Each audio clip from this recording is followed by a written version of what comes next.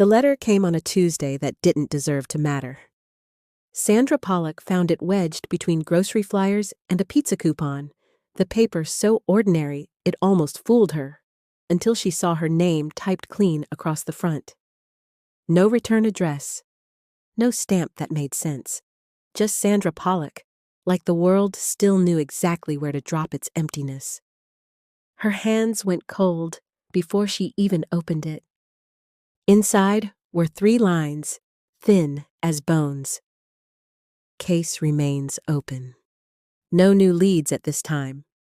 We will contact you if anything changes. Sandra read it once, then again, then a third time, like repetition could turn it into something kinder, something with weight, something with a direction. 20 years. Her best friend vanished when Sandra was 12. Now Sandra was 32, and the world was still sending her paper to confirm what she already knew. Time didn't solve anything by itself. Time just covered it, called it healed, and dared you to argue. She set the letter on the kitchen table and stared until the edges blurred. Outside her window, late autumn rain stitched the street into gray ribbon. Tires hissed on wet pavement. Somewhere upstairs, a neighbor laughed at a TV show. Life kept moving like Emily's absence was a small inconvenience that only Sandra still tripped over. She pressed 2 fingers to her wrist. Pulse. Proof she was here. Proof Emily wasn't.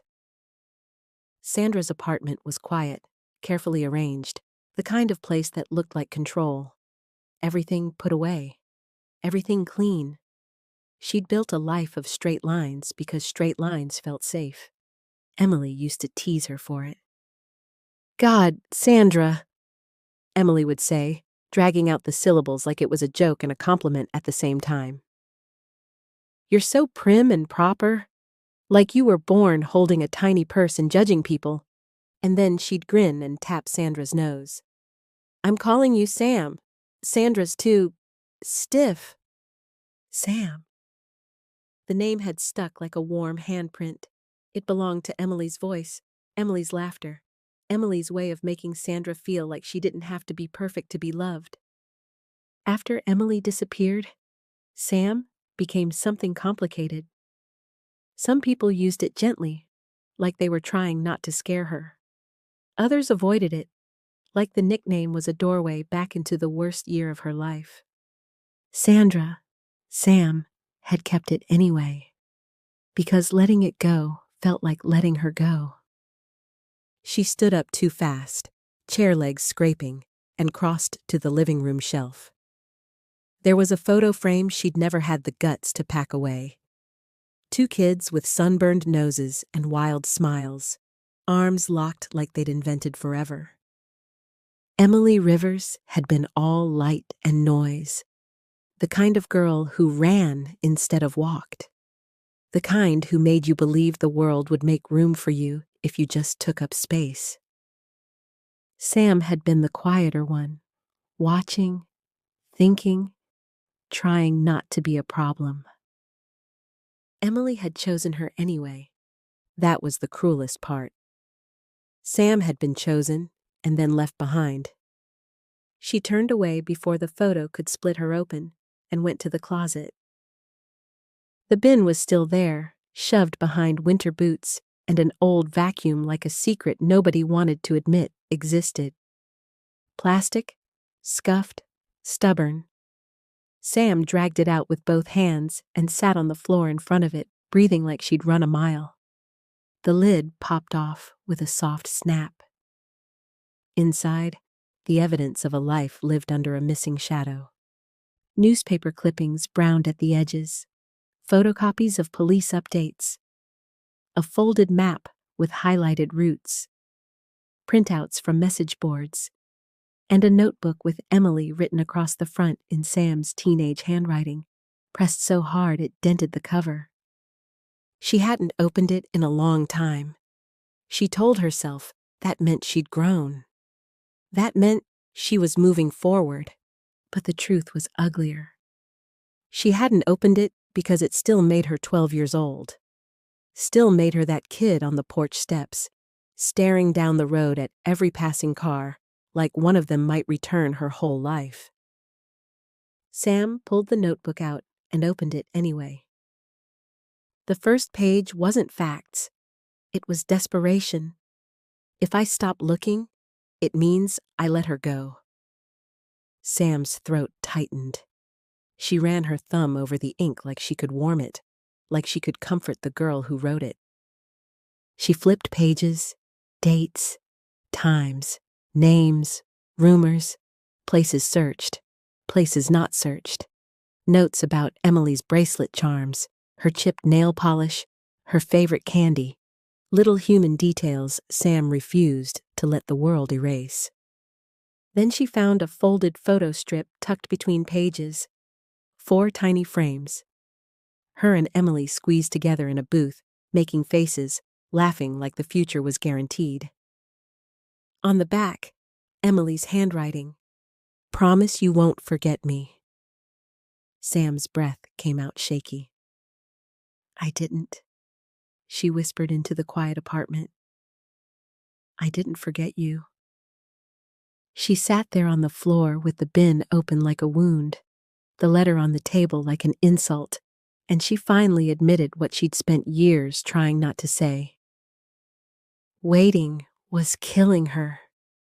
Not quickly, not dramatically, just slowly, one official update at a time, one dead-end phone call at a time, one person telling her to live her life as if her life hadn't been built around a missing piece. Sam wiped her face with the back of her hand, angry at the wetness, angry at how the past still owned her lungs. Then she stood. She set the notebook on the table beside the letter and opened her laptop. The glow lit her face, pale and determined. Her fingers hovered over the keys. If the case was open, but nobody was moving, then open meant nothing. If the people paid to look had learned to stop seeing, then she would become the one who refused to look away. She created a new document and typed a title in bold, "Emily Rivers, My Investigation."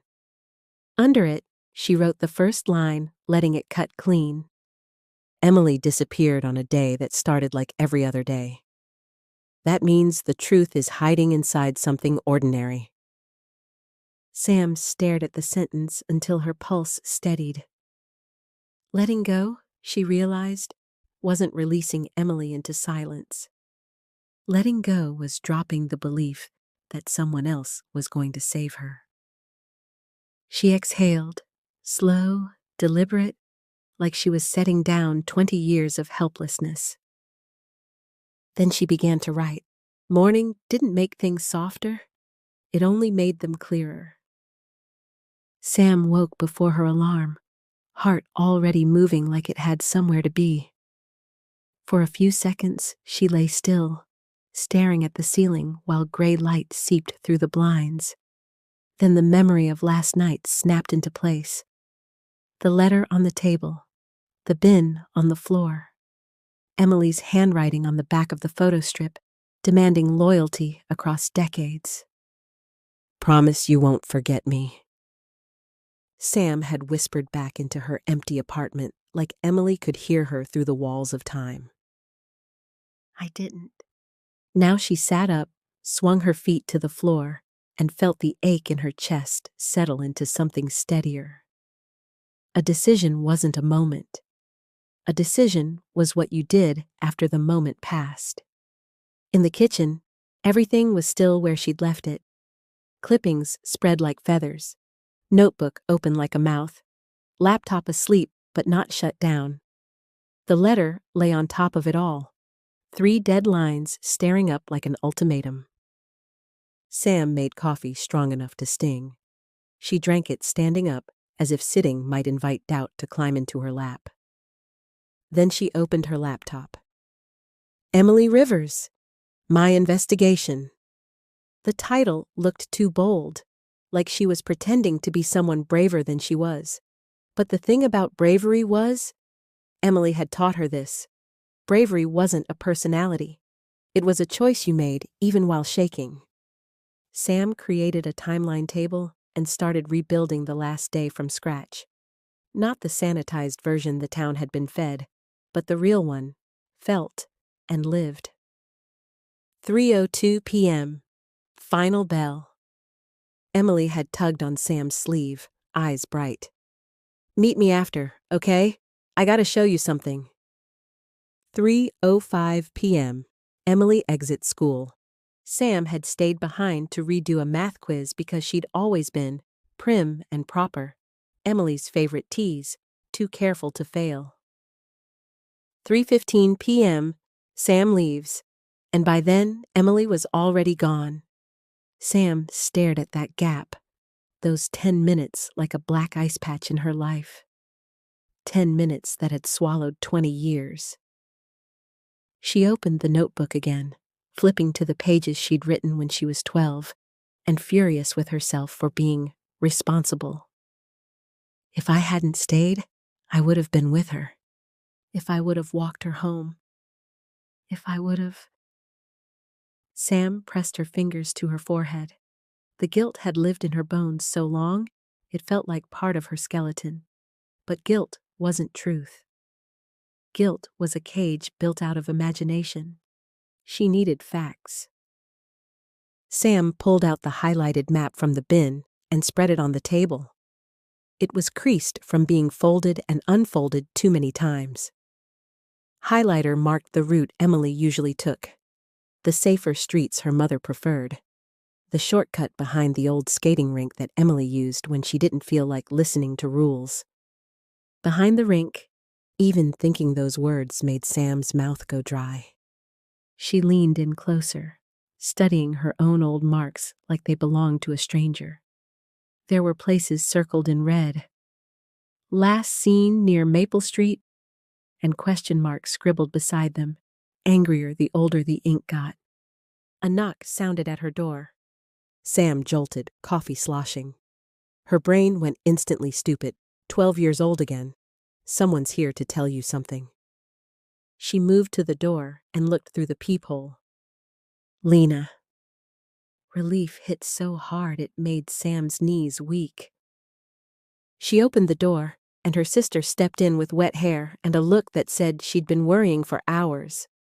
Lena's gaze swept the apartment, landed on the clippings, the open notebook, the letter. "Sam," Lena said softly, like the nickname was both affection and warning. "You're back in it." Sam didn't pretend. "I never left. I just got better at acting like I did." Lena set a paper bag on the counter. "I brought breakfast." Sam stared at it like she'd forgotten the world still had normal gestures. "You didn't have to." "I did." Lena's eyes held hers. "Because when you start looking again, you stop eating, you stop sleeping, you stop being a person." Sam looked away. "I can't be a person right now. Not until I know." Lena came closer, lowered her voice. "What happened? You sounded different on the phone last night." Sam picked up the letter and held it out like evidence of betrayal. "They sent me this. Again. No leads. No change. Just nothing."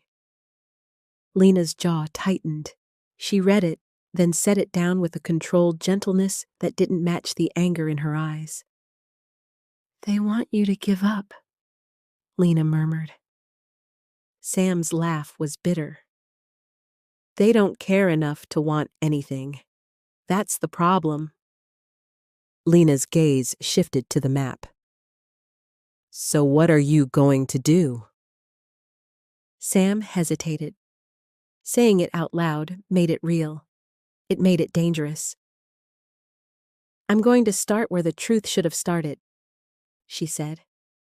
"The last day, the last route, the last people who were there." Lena crossed her arms. "You're going to the rink." Sam didn't answer. She didn't have to. Lena exhaled sharply. Sam. I know, Sam said quickly. I know what you're going to say. Say it anyway, Lena replied. Because you need to hear it. Sam's throat tightened. It's been 20 years. And you're still bleeding, Lena shot back. You think walking back into it is going to turn you into some kind of hero? It's going to rip you open. Sam's hands curled into fists. I'm already open. Lena's expression softened for a second, grief flickering in her eyes like a candle trying not to go out. Then do it smart, she said. Not emotional, smart. Sam swallowed. How? Lena leaned over the table and pointed at the laptop. Start with official records. Request the case file. See what they're willing to give you. Find out who the assigned detective is now. You don't go playing detective in alleys without someone knowing where you are. Sam stared at Lena, caught off guard by the steadiness. Lena had always been the practical one, the one who cried in private and then made a plan. Sam nodded once. Okay. She opened her email, found the police department contact page, and typed a message with fingers that trembled slightly. Detective assigned to the Emily Rivers missing person case. My name is Sandra Polluck. Most people call me Sam. I received the latest update, and I am requesting access to any case documents I'm entitled to under public record. I'm also requesting the details of the last confirmed sighting, including time, location, and witness statement. Sam stared at the cursor blinking. Her heart pounded like it wanted to stop her. Lena touched her shoulder, light, grounding. You're not 12, she whispered. You can ask questions now. Sam added one more line, sharper. I'm not asking for closure. I'm asking for facts. She hit send. The whoosh of the email leaving felt like a door slamming. On waiting, on helplessness, on the version of her life that had been shaped by other people's silence. Sam exhaled slowly. Lena nodded at the map. And when they reply? Sam's gaze dropped to the highlighted route behind the rink. The line looked like a vein. Then I walk it, Sam said, voice low. Every inch. Lena's eyes hardened with reluctant agreement. Then you don't walk it alone. Sam didn't argue, not because she suddenly loved help, but because something inside her finally understood the truth. This time, she wasn't a kid asking the world to care. This time, she was a woman who'd decided to make it care. The air outside tasted like wet metal. Sam zipped her coat to her chin and stood on the sidewalk a block from the old skating rink, staring at it like it could stare back. In daylight, it looked smaller than it had in her memories, more tired than terrifying. Peeling paint, boarded windows, a sagging sign that still claimed public skating like the place hadn't stopped being public years ago. Lena parked across the street and cut the engine. She didn't get out right away. She just looked at Sam through the windshield, like she was watching someone step onto thin ice. Sam opened the passenger door. You don't have to come. Lena's snort was soft and humorless. Sam, please. Emily gave you that nickname so you'd loosen up, not so you'd march into danger alone. Sam hated how warm Sam sounded in Lena's mouth, like it belonged to safety, like it could still mean nothing bad happens. She shut the door and they crossed together, shoes whispering on wet pavement. Rain misted their hair and stuck to Sam's eyelashes. The rink's parking lot was mostly empty, just a few cars near the far end, where someone had painted new lines over old cracks. Sam's heart thudded harder with every step. This is ridiculous, she muttered, Not because she believed it, but because she needed to hear something human come out of her. Lena glanced at her. "You're shaking." "I'm fine." "That's not an answer." Sam stopped at the edge of the lot and pointed beyond the building, where the trees thickened and the world narrowed into a rough strip of gravel. The service road. It wasn't dramatic. It wasn't marked. It was just a thin, forgotten line behind a place everyone used to love, like the town had built itself a perfect hiding spot without meaning to. Sam swallowed. Emily used to take that way when she didn't want to cross Maine. Lena's voice softened. Because she thought it was safer. Because she thought she was smarter than rules, Sam said, and the words came out with a strange tenderness. Emily had always been fearless, until she wasn't. They walked toward the back of the rink. The sound changed as they moved, traffic fading, human noise thinning. The air smelled of damp leaves and old wood. The gravel began under their feet with a crunch that made Sam flinch. She hated how loud she was back here. Hated how the world could swallow sound, then spit it back at you wrong. A chain-link fence ran along the left side, patched in places with newer wire. On the right, a shallow ditch cut the ground like a scar. Sam slowed, scanning everything with a new kind of attention. Not nostalgia. Not grief. Evidence brain. "Look for anything that doesn't belong," Lena said quietly, like she'd read Sam's mind. Sam nodded. She took out her phone and opened her notes app. Her thumb hovered over the screen. Date. Time. Weather, light rain/mist. Location. Service road behind rink, north side. Writing it down made her feel sick and powerful at the same time. Like she was finally doing something the world should have done from the beginning. They reached a spot where the fence dipped, bent slightly inward. The weeds were flattened, as if people cut through here often. Not kids playing, adults. People who knew this path existed. Sam crouched and ran her fingers near the ground without touching anything. Mud. Old cigarette butts. A crushed energy drink can. And then, something small caught in the fence wire. A strip of faded plastic ribbon, frayed at the ends, trembling in the damp wind. Sam froze so hard her knees protested. Lena's breath hitched. Sam! The ribbon was sun-faded, not bright anymore, but Sam's memory filled the color in automatically. Emily used to tie ribbon like that to trees and fences when they played outside. She called them breadcrumbs. She'd laugh and say, "So we don't get lost, Sam." You'd wander off and end up adopting a squirrel family. Sam's throat burned. "It could be anything," Sam whispered, but her voice didn't believe her. Lena crouched beside her. "Take a picture. Don't touch it." Sam's hands shook as she lifted her phone. She snapped 3 photos, close, wider, then wider again with the rink visible in the background. She typed, "Ribbon on fence, approximately 70 meters behind rink. Left side, near bent section." She swallowed hard. Why would something like this still be here? "Because nobody looked close enough," Lena said, and her voice was sharp with blame. At the town, at the police, at time, at everyone who'd learned to step around pain instead of through it.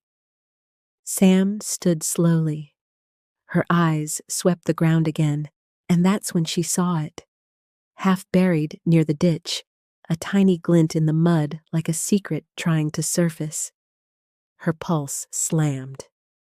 She moved carefully, like the air itself could be evidence. She didn't kneel this time. She didn't touch. She just stared until her eyes adjusted. A small silver charm. A tiny skate. Sam's stomach turned over like the earth beneath her had shifted. Emily's bracelet. Emily's charms. Cheap little pieces from a mall kiosk that Emily treated like treasure because she believed objects could hold promises. Sam's hands rose to her mouth, fingers pressing hard against her lips to keep her from making a sound she couldn't take back. Lena's eyes filled instantly. "Is that—" Sam nodded once, barely. "It looks like—" "Don't," Lena whispered. "Don't touch it." Sam forced herself to breathe. In, out, in, out. The urge to grab it was violent, like her body thought touching it would bring Emily back. Instead, she pulled her phone out again and recorded a video, narrating with a voice that shook. Charm found near ditch. Skate shape, approximately 10 feet from fence bend. Ground is muddy. No one has touched it. Her voice broke on the last word. Touched. Sam stood there in the mist with the ribbon fluttering behind her and the charm winking up from the mud, and she felt the past crack open, not as a memory, but as proof. She straightened, wiped rain from her lashes, and looked at Lena. "We call the detective," Sam said. Lena nodded hard. "Now." Sam dialed with fingers that wouldn't stop trembling. The phone rang once, twice, and when someone answered, Sam heard her own voice come out lower than it had any right to be. "This is Sandra Polluck, Sam. I'm behind the rink. I found something, and I need you to come here like you mean it." She listened, breath held, while the world finally started to move. The first cruiser arrived like it was late on purpose. Sam stood in the open part of the service road with Lena beside her, both of them pretending their bodies weren't vibrating. The charm still lay in the mud by the ditch, untouched, glinting faintly whenever the gray light shifted. Small, silent, and loud enough to drown out everything else. A car door slammed. Boots crunched gravel. 2 officers walked toward them, shoulders hunched against the mist, faces set in that cautious, neutral way people wore when they didn't know if they were walking into a tragedy or a complaint. "Ms. Polluck?" the older one asked. Sam's jaw tightened. Sandra. The name felt too stiff out here, too polite for what was happening. Like calling a storm, bad weather. "People close to me call me Sam," she said. "My friend did. The one who went missing." The officer's expression shifted, just a flicker. "All right, Sam, I'm Officer Grant. This is Officer Weller. Dispatch said you found possible evidence?" Sam lifted her phone. "I documented it. Photos, video, exact location." She hated how proud she sounded of being careful. She hated that she had to be. Lena touched Sam's elbow, light pressure, grounding. "She hasn't touched it," Lena said quickly. "Not this time." Grant gave a short nod, and Weller pulled on gloves without a word. He moved the way professionals moved, controlled, measured, like the ground itself could lie. "Show me," Grant said. Sam led them toward the fence bend, stopping a few feet back like an invisible line had been drawn between her and the past. She pointed, hand trembling. "There, near the ditch." Weller crouched, careful, and leaned in without letting his boots crush anything around it. "Looks like a charm," he murmured. Sam swallowed. "It's a skate. Emily had a bracelet. Her voice snagged. She forced it through. She loved this rink. Grant's eyes went to the ribbon on the fence, What's that? Sam's throat tightened. A ribbon. Kids tie them. Emily used to. We used to. Grant stared at it like it was just plastic, then looked back at Sam and finally seemed to understand. This wasn't a random find. This was personal. This was a body memory. Detectives en route, Grant said, voice slightly softer. Until then, we lock this down. No one crosses past me. Understood? Sam wanted to laugh. She wanted to scream. Understood. Grant stepped away to make a call, his back turned slightly, speaking into his radio. Weller opened an evidence bag and hovered, waiting. Waiting for the one thing Sam had waited for most of her life, someone official to treat Emily like she mattered. An unmarked car rolled in next, tires chewing wet gravel. A man got out, coat collar up, hair damp. He walked with the tired purpose of someone who'd seen too many endings. Detective Harlow. He didn't waste time with greetings. His eyes went straight to Sam, then to Lena, then to the ditch. "You're Sam," he said. Hearing her close name in a stranger's mouth still felt strange. But he said it like he'd read her email, like he'd decided to meet her where she lived, instead of forcing her into a file folder. Sam nodded. Yes. Harlow approached the ditch, stopping at the same careful distance everyone else did. You found that? He asked, gesturing with his chin. Yes, I didn't touch it. I recorded it. Sam held out her phone like a weapon she didn't know how to use. I can send you everything. He glanced at the screen, the photos, the timestamp, then at Sam again. Good. That helps. Sam's chest tightened. She wasn't used to being told she helped. She was used to being thanked gently and dismissed. Harlow nodded toward the ribbon. And that? Sam's voice went rough. Could be nothing. Could be Emily. Lena stepped in, steady as a wall. My sister's not making this up. That ribbon has meaning. Harlow's gaze lingered on Lena, reading the way she stood, how she didn't let the fear move her feet. Your family. Lena's eyes didn't blink. I'm the reason she doesn't do this alone. Harlow gave a single nod that felt like respect, then turned back to the scene. All right, he said, and the words sounded like a switch flipping. We do this clean. Photos first, measurements, then collection. Chain of custody from the second it moves. Sam's stomach clenched at the phrase. Chain of custody. Like the truth was something that could be carried carefully if you didn't drop it. Grant started placing small markers. Weller took photos from multiple angles. Harlow spoke low into his phone, ordering a wider sweep, requesting a tech, asking about the original case notes. Sam stood just behind the line they'd set, hands jammed in her pockets so nobody could see how badly they shook. This is real, she whispered to Lena. Lena leaned close. It's something, she corrected gently. Don't let your brain jump ahead and break you. Sam swallowed. My brain has been broken for 20 years.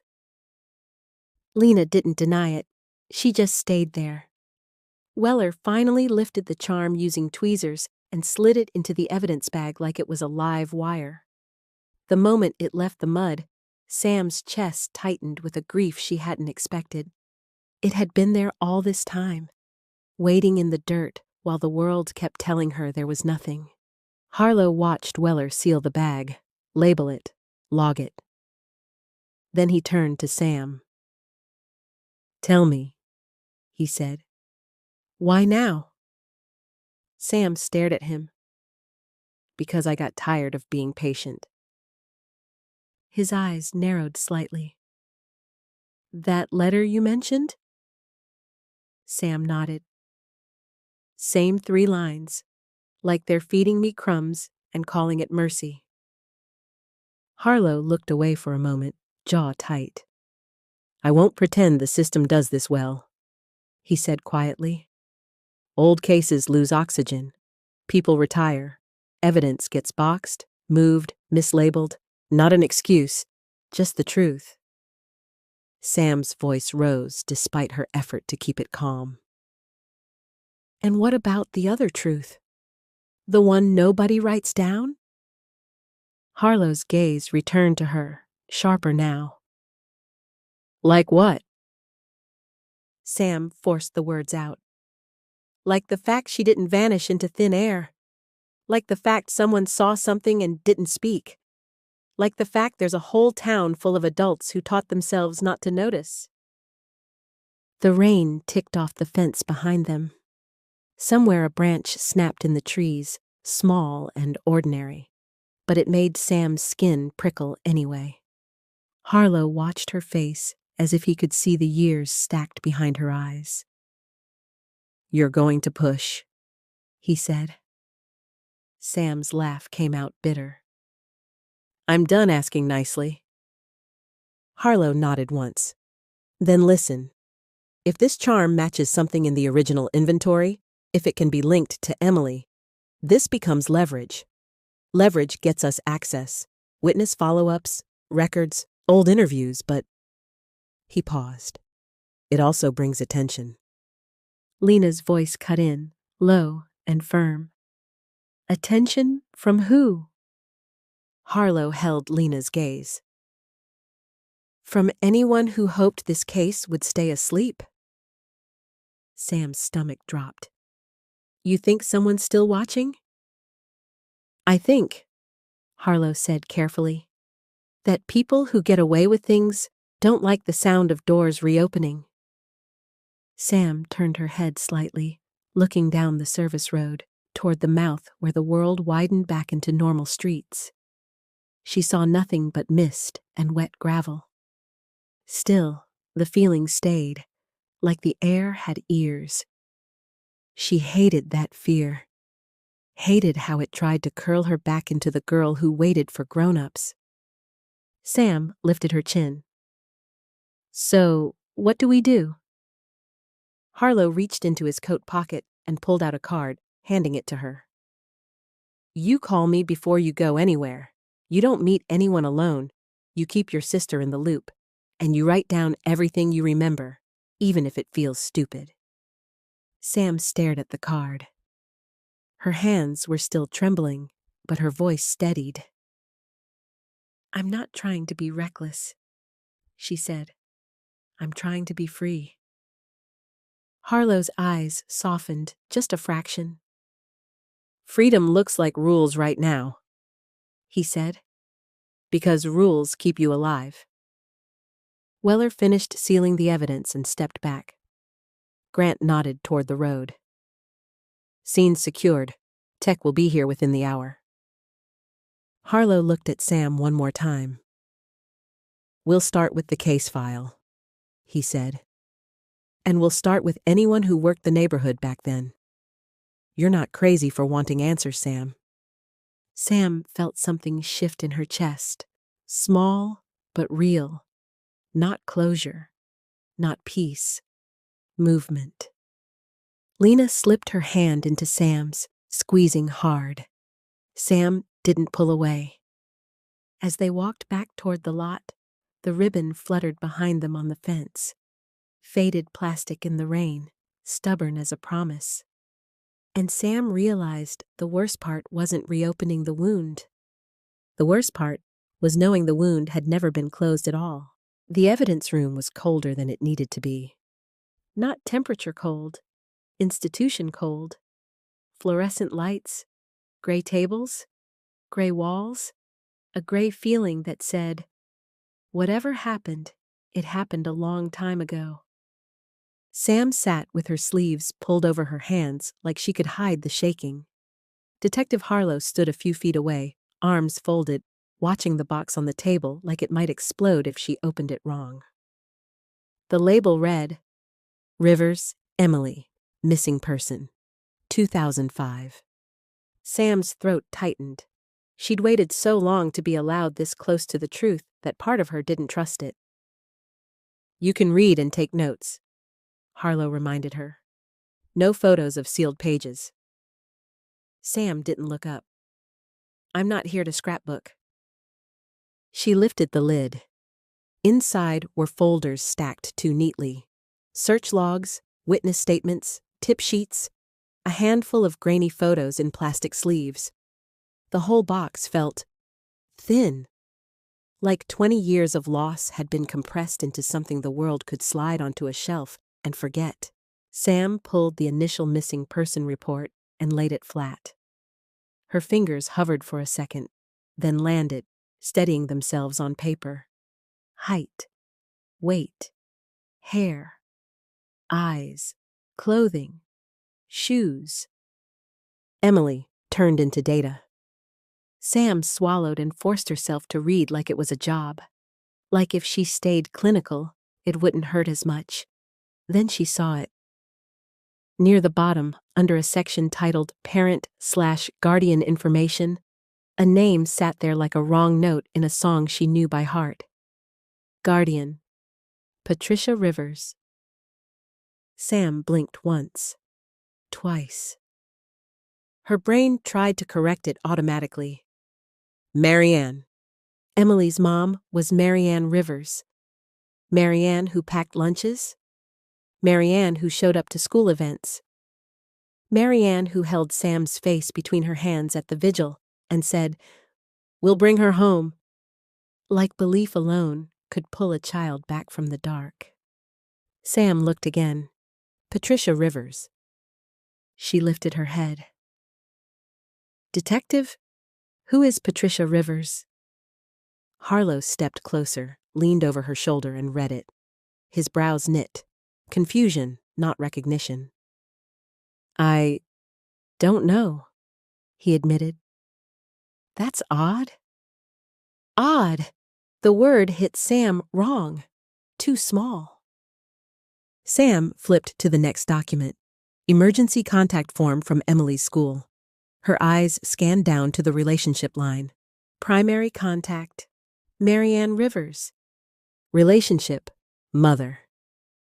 Sam's stomach loosened for half a second. See? Normal. But the relief didn't last. Another line sat beneath it. Legal guardian, if different. Patricia Rivers. Sam's blood went cold again. She turned to a clinic intake form. Same pattern. Parent, guardian, Patricia Rivers. Authorized pickup, Marianne Rivers. Sam stared at the page until the print blurred. Why would Marianne be authorized pickup for her own daughter? Harlow's jaw tightened. Could be a mistake. Sam snapped another folder open, faster now, the way you rip open a room when you think someone's hiding in it. She found a youth sports registration sheet. Parent, guardian, Patricia Rivers. Emergency contact, Marianne Rivers, aunt. Sam sat back like the chair had shifted under her. Aunt? She whispered. Harlow stared at the form, then at Sam, like he was trying to decide if he was missing something obvious. Sam felt anger rise. Hot, clean, and terrifying. Not at Harlow exactly. At the years, at the silence, at the way everybody had walked around the truth because it was easier. Emily never once told me she was adopted, Sam said, voice shaking. I never once heard anyone say it. Not teachers, not parents, not cops, not Marianne. Harlow's expression hardened, defensive reflex trying to appear and then dying in his throat. We weren't told anything like that either. Sam looked at him sharply. You mean the case file never flagged it? Harlow didn't answer right away. He reached for the tip log folder, flipped through, eyes scanning the margins like he'd suddenly realized this wasn't a box of old paper. This was a box of missed doors. Sam kept digging. She found a short handwritten note clipped to a timeline sheet, easy to overlook, almost nothing. Verify legal guardian if family situation sensitive. One line, no follow-up, no initials she recognized. Sam held it up between her fingers. This was the only time anyone even hinted at it. Harlow leaned in, eyes narrowing. That's not a standard note. It's a warning, Sam said. Her voice went low. Or a decision. Someone decided not to touch it. Harlow exhaled through his nose, frustration sharpening. These aren't the original detectives. Half the people who work this are retired. Some are dead. But if there was a guardianship discrepancy, we can... Sam cut him off. No, not can. You will. Harlow's gaze snapped to hers. Sam didn't blink. If Emily had a legal guardian that wasn't Marianne, that changes everything. It means there's a person the system recognizes as her mother that nobody looked at when she vanished. Harlow's mouth tightened. It could still be clerical. Then prove it, Sam said. Run Patricia Rivers. Pull records, marriage records, name changes, addresses, social services, family court, whatever you have to do. Harlow hesitated, just long enough for Sam to see the weight of it. Opening that angle meant paperwork, permissions, sealed documents, and the risk of discovering the town's simple story wasn't simple at all. Sam leaned forward, voice raw and steady at the same time. Detective, I've lived 20 years in a story that never fit. This is the first time the paper doesn't match the performance. Harlow stared at the forms again. Patricia, Marianne, Aunt, authorized pickup. His expression shifted from doubt to something sharper. Okay, he said finally, and the word landed like a door unlocking. We open that line. Sam's chest tightened, not relief. Fear. Because doors didn't unlock quietly. They creaked. They screamed. They told everyone listening that something buried was about to see air. Harlow picked up his phone and started typing. I'll put in a request for the original custody, guardianship documentation. I'll also run Patricia Rivers through databases, address history, known associates. And I want it documented, Sam said. Not we'll see, not maybe. Document it as a formal investigative angle. Harlow looked up at her, then nodded once. Done. Sam stared at the file box, at the thinness of it, at the lies inside it, at the way one wrong name had been sitting in plain sight for 20 years. Her hands stopped shaking. Not because she wasn't scared, because she finally had something more powerful than fear.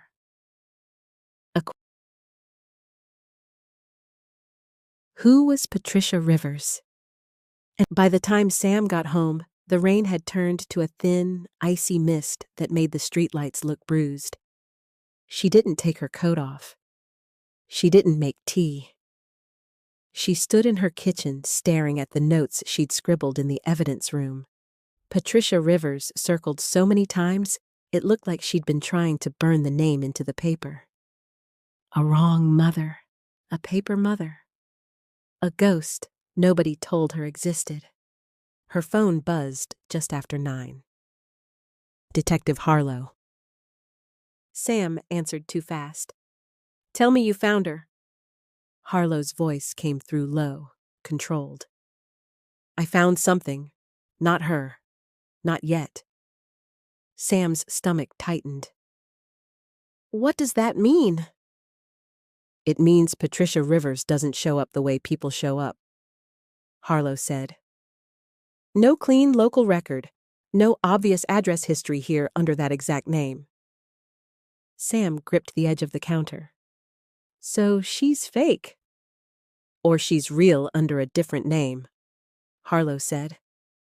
Or the records were sealed and tucked into a system that doesn't talk to other systems unless you force it. Sam exhaled hard through her nose. Force it. That's what I'm doing, Harlow said. But I need a few things. Family court is sealed. Social services is locked. We're filing requests, but it'll take... No, Sam cut in, voice sharp. Don't say time like it's comfort. Time is the thing that stole her. A pause. Then Harlow, quieter. I get it. Listen, there's one person who might answer faster than a court does. Sam's throat went tight. She already knew. Marianne, she whispered. Harlow didn't confirm it outright, but he didn't have to. You knew her. She trusted you. If anyone knows why her name is caregiver on one page and mother on another, it's her. Sam's hands went cold. She would have told me. Maybe she thought she was protecting Emily, Harlow said, or protecting herself. Sam swallowed.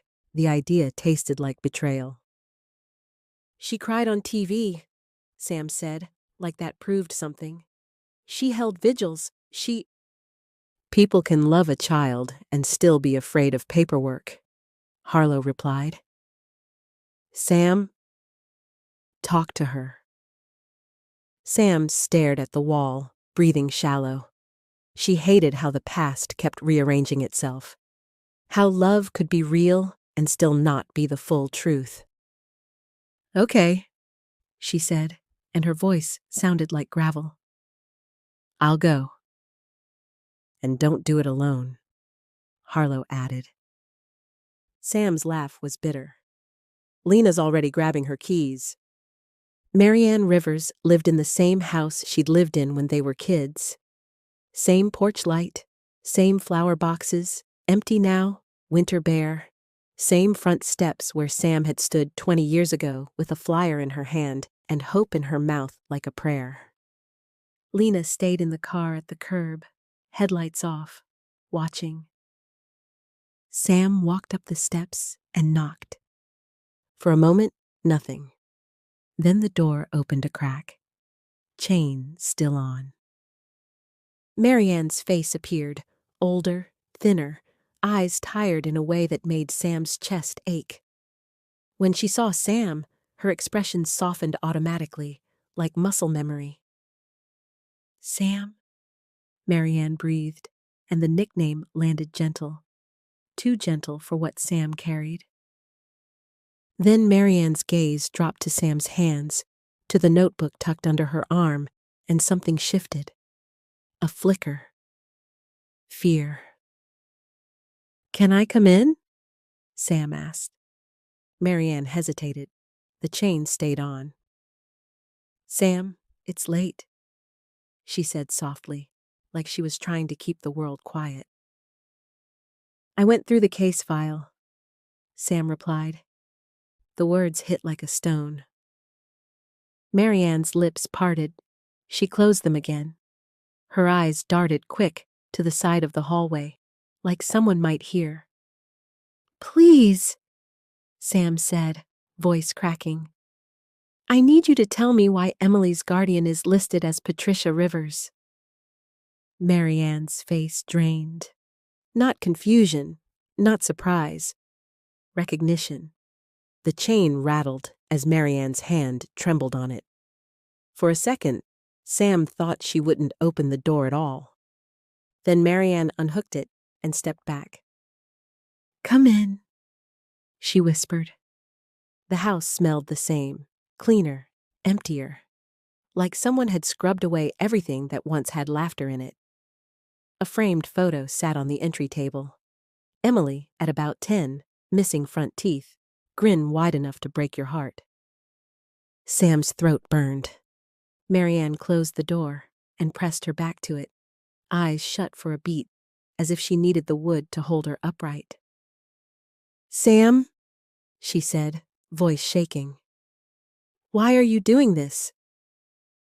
"Because they never found her," Sam answered.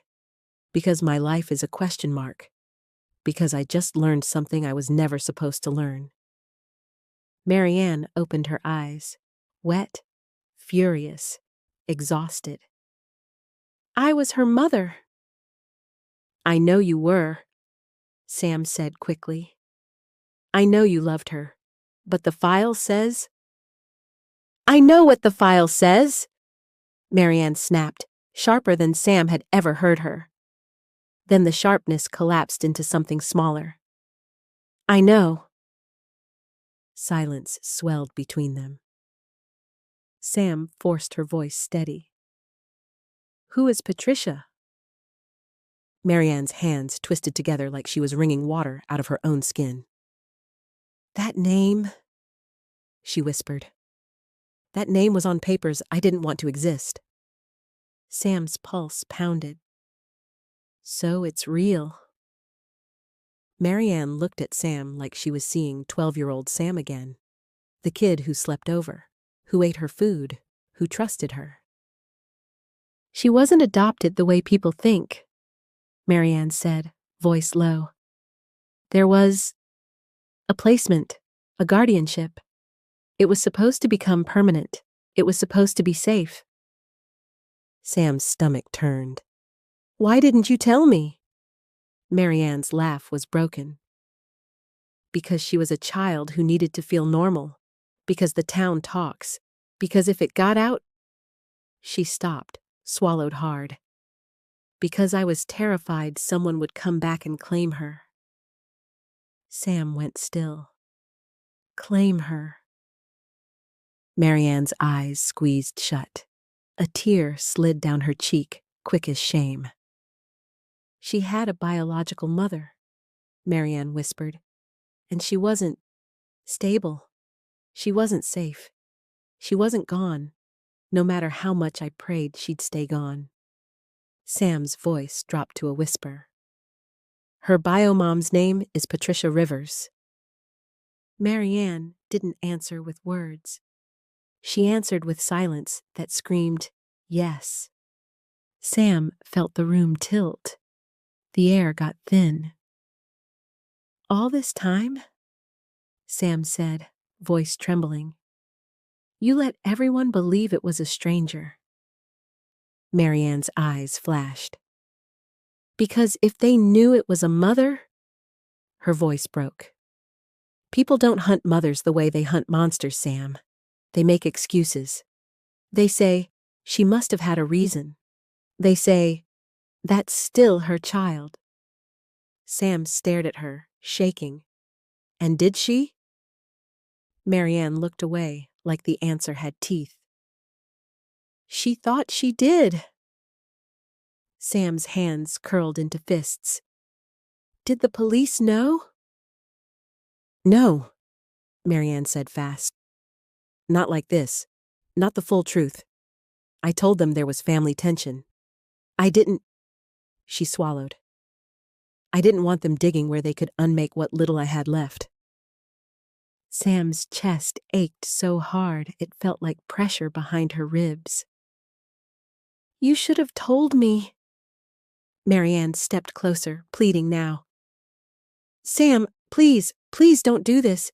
If she comes up for air, if she's still out there, digging could make her disappear all over again."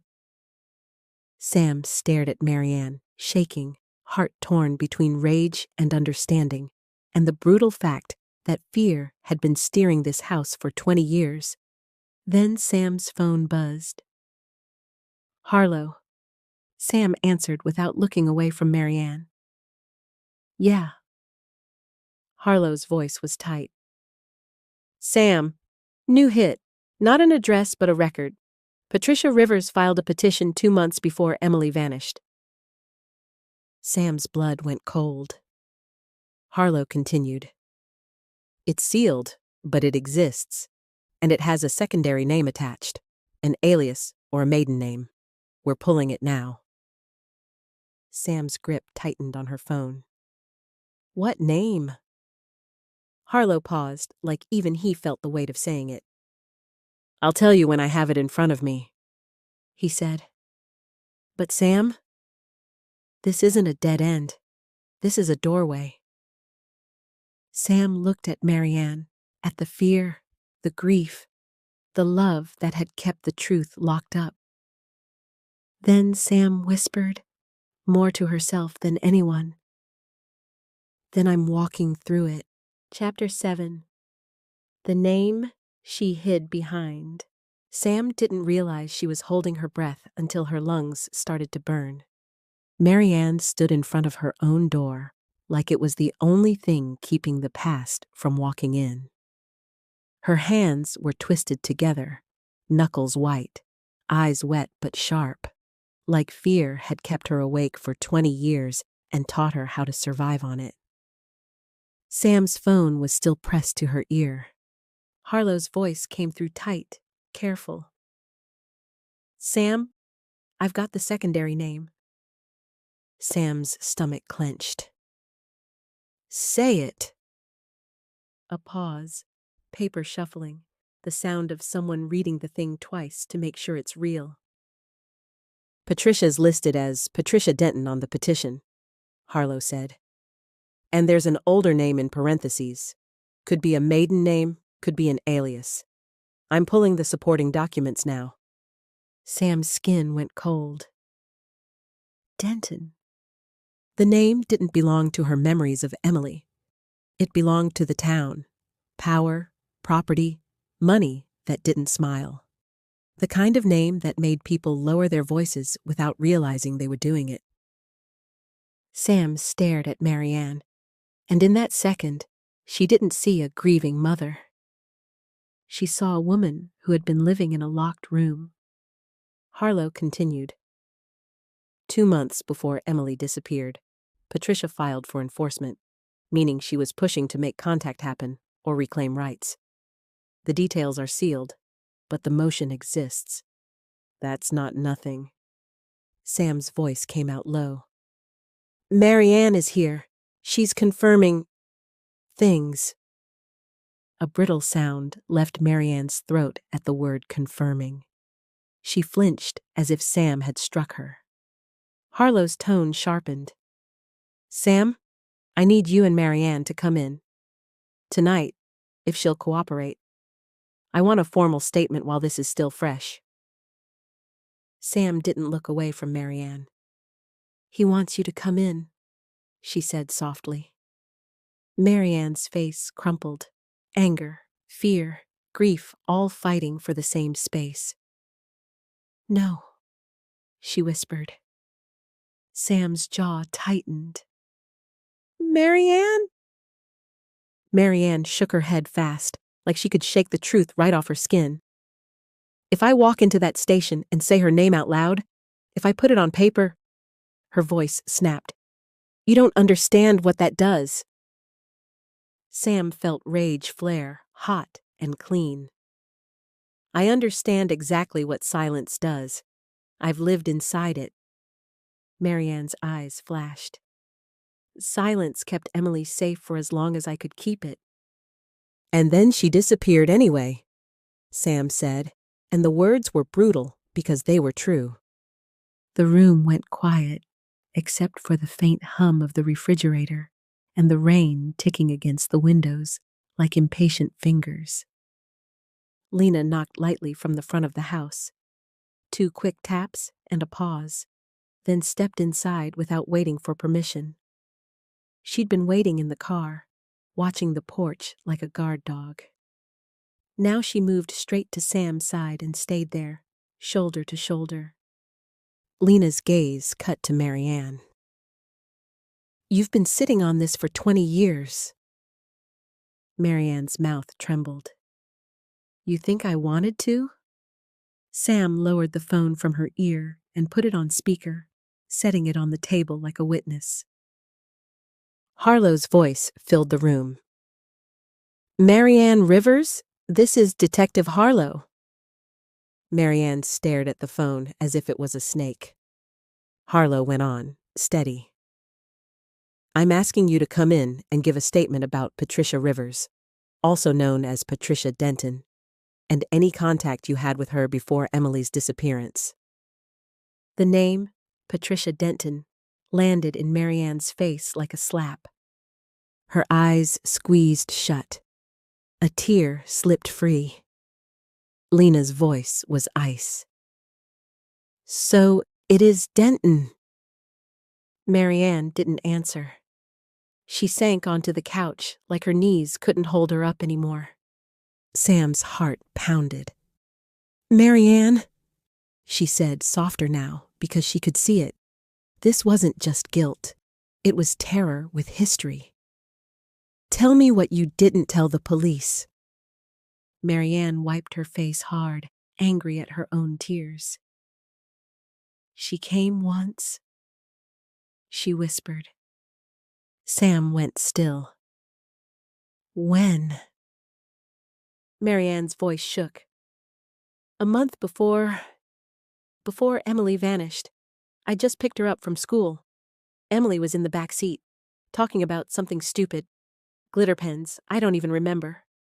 Her breath hitched, and she swallowed it down like poison. "I saw her in my rearview mirror," Marianne said. "A car behind me that didn't make sense. Same turns, same speed. When I pulled into my driveway, she pulled over across the street like she lived there." Lena's spine stiffened. Sam felt her own skin prickle. Marianne looked up at Sam, eyes wild. "She walked up to my porch like she had every right." Sam's throat burned. "What did she say?" Marianne's voice dropped. She said, "Hello, Marianne," like she'd been practicing it, like she'd been saving my name. Sam's hands curled into fists. And then she looked past me," Marianne whispered. "Right at Emily." Sam's stomach turned. Marianne's eyes filled again. Emily didn't recognize her. She was too young when she was taken away, when the state stepped in. Emily just stared. Harlow's voice came through the phone, sharp but controlled. "Marianne, did Patricia identify herself to Emily?" Marianne nodded, then remembered the detective couldn't see. "Yes," she said, voice cracking. She smiled and said, "Hi, sweetheart. I'm your mom." Sam's world narrowed to one brutal truth. It had been spoken, out loud, and nobody had followed it far enough. Sam's voice was hoarse. "What did you do?" Marianne's face twisted. "I shut the door. I told her to leave. I told her she wasn't safe. I told her she couldn't come near my child." "My child," Sam thought, and felt both the love and the fear in it. Marianne's gaze dropped to the floor. "She didn't yell. She didn't threaten me like a monster. She just smiled." Lena's voice went quiet. "That's worse." Marianne nodded, miserable. She said, "You can't keep what's mine forever." And then she walked back to her car like she was going for groceries. Sam's heart hammered. "Did you report it?" Marianne's silence was the answer. Sam's voice rose, raw. "Why didn't you tell anyone?" Marianne's eyes snapped up. "Because I was terrified they'd take her from me," she hissed. "Because if the courts decided Patricia had rights, any rights, Emily could have been forced into contact. Visits, weekends, alone time. Do you understand what that would have meant?" Sam stared, shaking. She understood, and she hated that she understood. Harlow's voice cut in, firm. "Marianne, withholding that contact was a mistake. But I need you to come in now and put this on record. We can't pursue legal channels without your statement." Marianne's breath came shallow. She looked at Sam like she was begging for permission to keep hiding. Sam leaned forward, voice low and steady. If she came once, she didn't stop thinking about her. She didn't stop watching. You know that. Marianne's mouth trembled. Yes. Sam swallowed hard. Then we stop pretending this is a ghost story. We treat it like a person. Lena reached for Marianne's hand, surprising even herself, and squeezed once. Not comfort, not forgiveness. Something else. Enough. Marianne flinched, then let her hold on. I have something, Marianne whispered. Sam's pulse spiked. What? Marianne stood on shaking legs and moved to a drawer beneath the framed photo of Emily. She pulled it open like it hurt. From the back, under old mail and rubber bands, she withdrew an envelope, yellowed, sealed, never mailed. She set it on the table with trembling fingers. Sam stared at it. Her name was written on the front in neat handwriting she didn't recognize. Sandra Polluck. Sam's throat closed. Marianne couldn't look at her. It showed up a week after, she whispered. No stamp, no return address. I couldn't give it to you. I thought, if you knew, you'd never stop. Sam's fingers hovered over the envelope, shaking so hard she had to press her wrist down with her other hand. Lena whispered, Sam? Harlow's voice, tight. Sam, do not open it yet. Bring it in. That's potential evidence. Sam stared at the envelope like it was a live wire. Then she looked at Marianne, at the fear, the love, the damage. You didn't protect Emily, Sam said softly. You protected the story. Marianne broke. A sob cracked out of her like something finally giving up. I tried, she whispered. God, Sam, I tried. Sam picked up the envelope carefully, like she could feel fingerprints through paper. Outside, a car door closed somewhere down the street. Sam's head snapped toward the front window. Through the thin curtains, she saw headlights sit idle at the curb. Engine running, not moving. A silhouette inside. Watching the house like it belonged to them. Lena saw it too. Her hand tightened on Sam's arm. Sam's pulse went cold and clear. Because if Patricia Denton had left a letter for Sam, then Patricia Denton had known Sam mattered. And someone, right now, was making sure Sam remembered it. The station lights made everything look worse. Too bright. Too flat. Like you could take a whole life, Emily's life, Sam's grief, and bleach it down into paperwork that fit in a file cabinet. Sam sat in an interview room with a bolted table and a camera in the corner that pretended it wasn't listening. Lena stood behind her chair, arms folded, jaw set. Marianne sat across from them, hands clasped so tight her knuckles looked bruised, eyes fixed on the evidence bag holding the envelope like it might start talking on its own. Detective Harlow came in with a folder and a look Sam had learned to dread. Not urgent, not excited. Careful. He sat, placed the folder down, and exhaled. Sam didn't wait. You found her. Harlow's eyes flicked up. I ran her. Sam's stomach tightened. And? He opened the folder, slid one page forward, and tapped a line with his pen. Patricia Rivers. No clean record in the local system. No driver's license in our province under that name that fits the age range. No address history that lines up. No tax record. No utility history. Sam blinked. Once. Twice. Like her brain couldn't accept the idea that a name could exist on legal paperwork and not exist in the world. That's impossible, she said, voice tight. Her name is in the file. It's on forms. Harlow didn't argue. He just nodded slowly, the way you nod at someone standing on the edge of a cliff. It happens. Sometimes a name is a placeholder. Sometimes it's an alias. Sometimes paperwork gets entered wrong and then copied wrong until it becomes truth. Sam leaned forward, heat rising. So it's a mistake.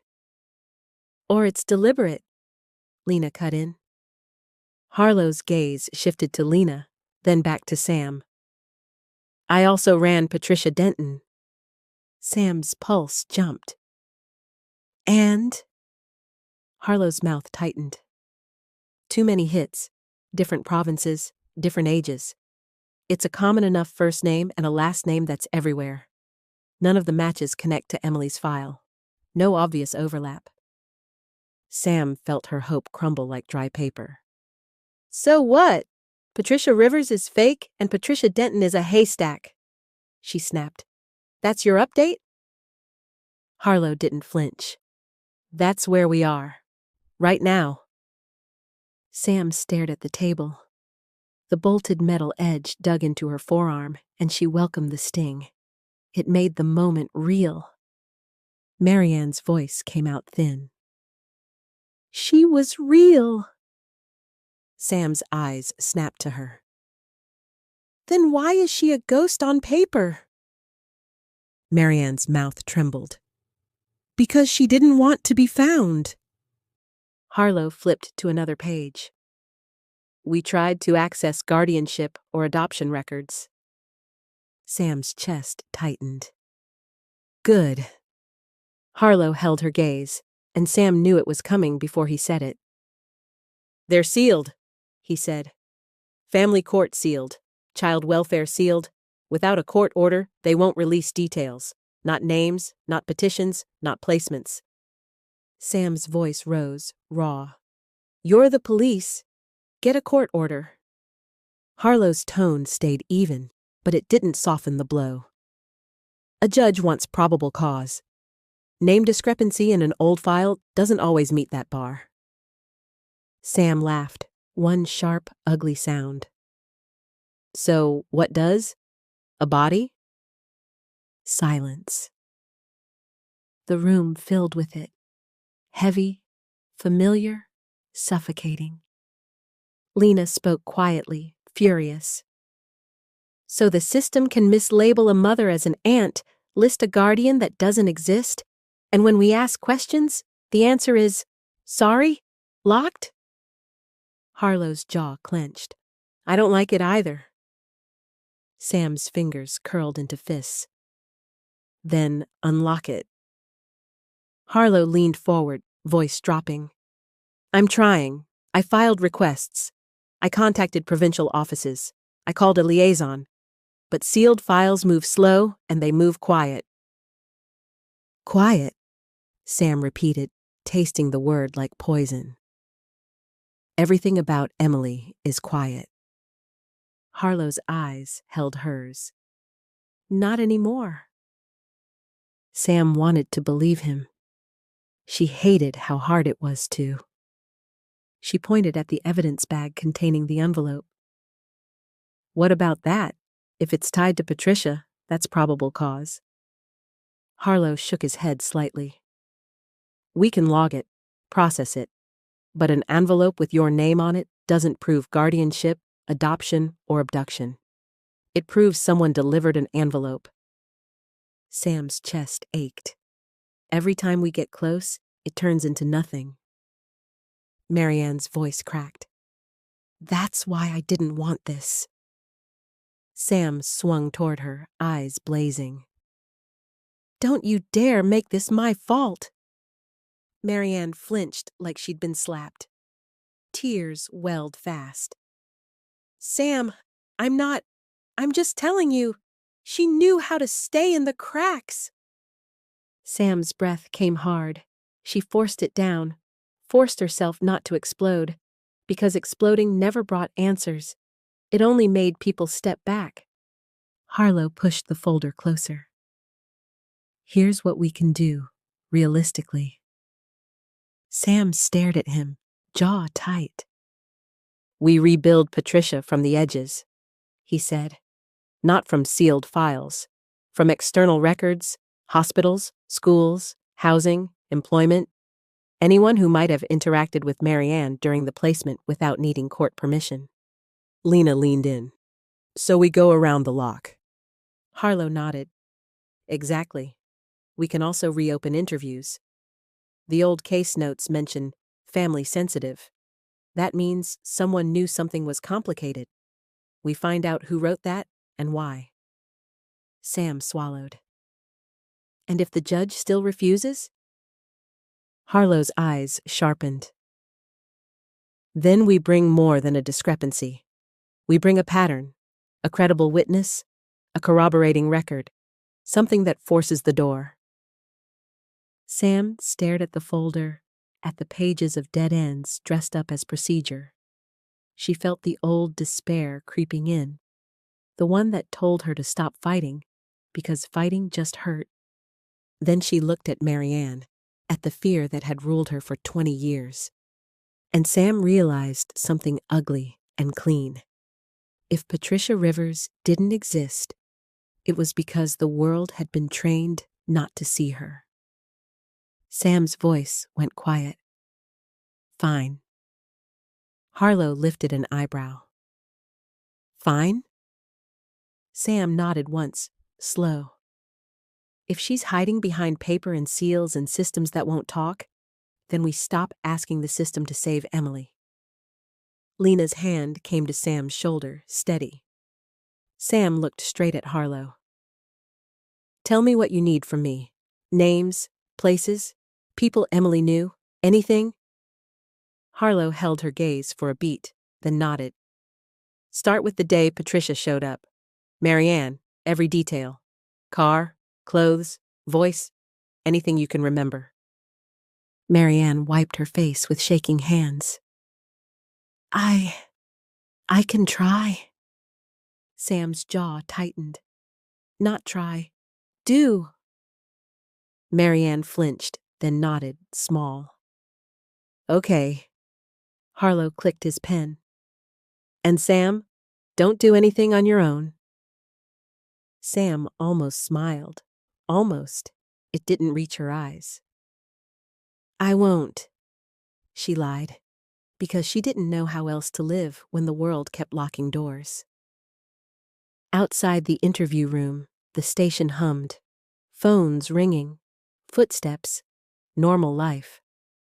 Inside, Sam stared at the folder of nothing and felt the familiar truth settle into her bones.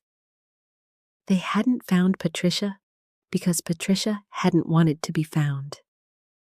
And if Emily had been taken by someone who knew how to disappear on paper, then Sam was going to have to learn how to find someone the world insisted wasn't there. They didn't leave the station with answers. They left with a list.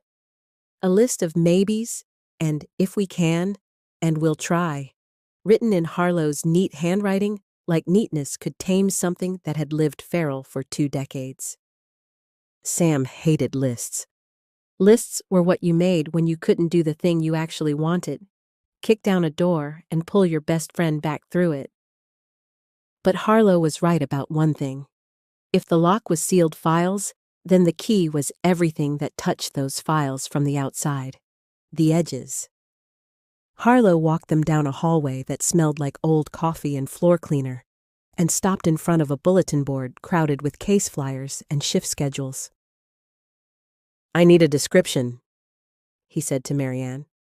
Not feelings. Details. Car, clothes, voice, anything. Marianne looked like she might shatter. Sam could see it, the tug of shame and fear fighting the part of her that still wanted to protect a child who wasn't there anymore. Lena stayed close to Marianne's side, silent but present. Marianne swallowed hard. She drove a dark SUV. Not new, but not old. Clean, like she took care of it. Harlow wrote, Any make? Marianne shook her head. I don't know cars. Sam felt her chest tighten. Of course, another gap, another missing piece. What about the plate? Harlow asked. Marianne blinked, helpless. I didn't look. Sam's jaw clenched so hard it ached. Harlow didn't scold. He just moved on. Hair? Dark, Marianne said. Pulled back, not messy, tight, like she didn't allow herself loose ends. Sam flinched at that, because it sounded like someone who had practiced control. Clothes? Harlow asked. Black coat, Marianne said. Boots, nothing flashy, but expensive. You could tell. Lena's voice cut in, low. Money. Marianne nodded once, small. Yes. Harlow wrote expensive/controlled, then paused. Voice? Marianne stared at the wall as if the memory was printed there. Soft, she whispered. Not kind. Soft, like she didn't need to raise it to win. Sam's fingers dug into her palm. Did she say her name? Marianne shook her head. No, she didn't need to. She acted like the world already owed her everything. Sam felt something cold settle behind her ribs. But she knew yours. Yes, Marianne whispered. She said it like she'd been holding it in her mouth for years. Harlow capped his pen. Okay, here's what we do next. Sam lifted her chin. Finally. Harlow looked at her. We build Patricia backward, from any official contact points, the placement, the court, the school, the clinic. Sam's stomach twisted. Sealed. Not all of it, Harlow said. Sealed files are the center, but the edges have copies, appointment logs, intake notes, sign-in sheets, referral letters. People forget those exist. Lena nodded slowly. So we hunt paper crumbs. Harlow turned to Sam. You said Emily had a clinic she went to? Sam swallowed. The Maple Street Clinic. Marianne took her there when she had bronchitis. Marianne's eyes dropped. I did. Harlow pointed his pen at them like a conductor. We start there, tomorrow morning. I'll send a request for archived records. They may refuse, but sometimes the refusal tells you what matters. Sam's mouth went dry. And if they refuse? Then we find the nurse, Harlow said. The receptionist. Anyone who remembers a guardianship dispute. Someone always remembers a mother who wasn't allowed to be one. Sam hated how true that sounded. Harlow continued. We also need the school. The emergency contact forms came from somewhere. Someone typed aunt. Someone added legal guardian. That's a human decision. Sam's voice went rough. I want to be there. Harlow studied her. You can be there, but you don't lead the interview. You don't accuse. You let people talk. Sam almost laughed. If they talk. They will, Harlow said. Someone will. People carry this stuff like rocks in their pockets. Sam thought about Gavin, about fear living behind eyes. She believed that. Harlow pulled out another folder, fresh, thin. And we're pulling the old detective list, the ones who worked the case in 2005. I'm calling them. If anyone wrote family sensitive, I want to hear it from their mouth. Sam's heart beat harder. They'll remember. They'll remember what they want, Harlow corrected. But pressure changes memory. Sam wanted to ask what kind of pressure he meant. Legal, social, personal. But she didn't. She already knew. In a town like this, pressure wasn't always a badge and a warrant. Sometimes it was a name, a reputation, a threat disguised as politeness. When they finally walked out of the station, the rain had stopped, leaving the streets slick and black. The world looked clean, like it had never done anything wrong. Sam held her jacket tighter around herself. Lena walked on her right, steady as a post. Marianne trailed a step behind, fragile, haunted. At the curb, Lena turned to Sam. "You coming home with me tonight?" Sam shook her head. "No." Lena's eyes narrowed. "Sam." "I need to be alone," Sam said. "That's exactly what I'm not letting you do," Lena replied, voice firm. Sam's chest tightened with irritation, but underneath it was gratitude she didn't know how to show without breaking. Marianne spoke quietly. "Let her go home. She needs space." Sam's head snapped to Marianne. "You don't get to decide what I need." Marianne flinched, then nodded, ashamed. "You're right." Harlow approached Sam, lowering his voice. "I meant what I said. Don't go off grid. Don't dig alone." Sam met his eyes. "I'm not trying to get myself killed." "No," Harlow said. "You're trying to get yourself free. But sometimes the line looks the same from the outside." Sam didn't answer. They split in the parking lot, Lena reluctantly following Sam to her car, insisting on texting when she arrived. Marianne getting into her own vehicle like she was climbing into a coffin of memory. Sam drove home with the radio off. Every red light felt like a pause too long. Every car behind her felt closer than it should.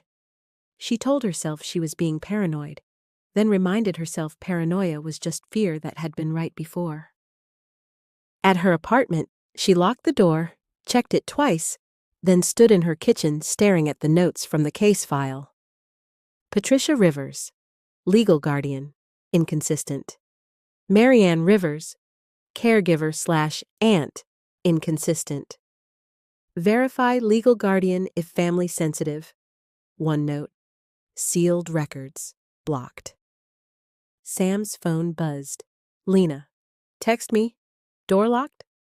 Sam typed back, "Yes." Then, after a beat, she added, "I'm fine." She stared at the lie before sending it. She sent it anyway.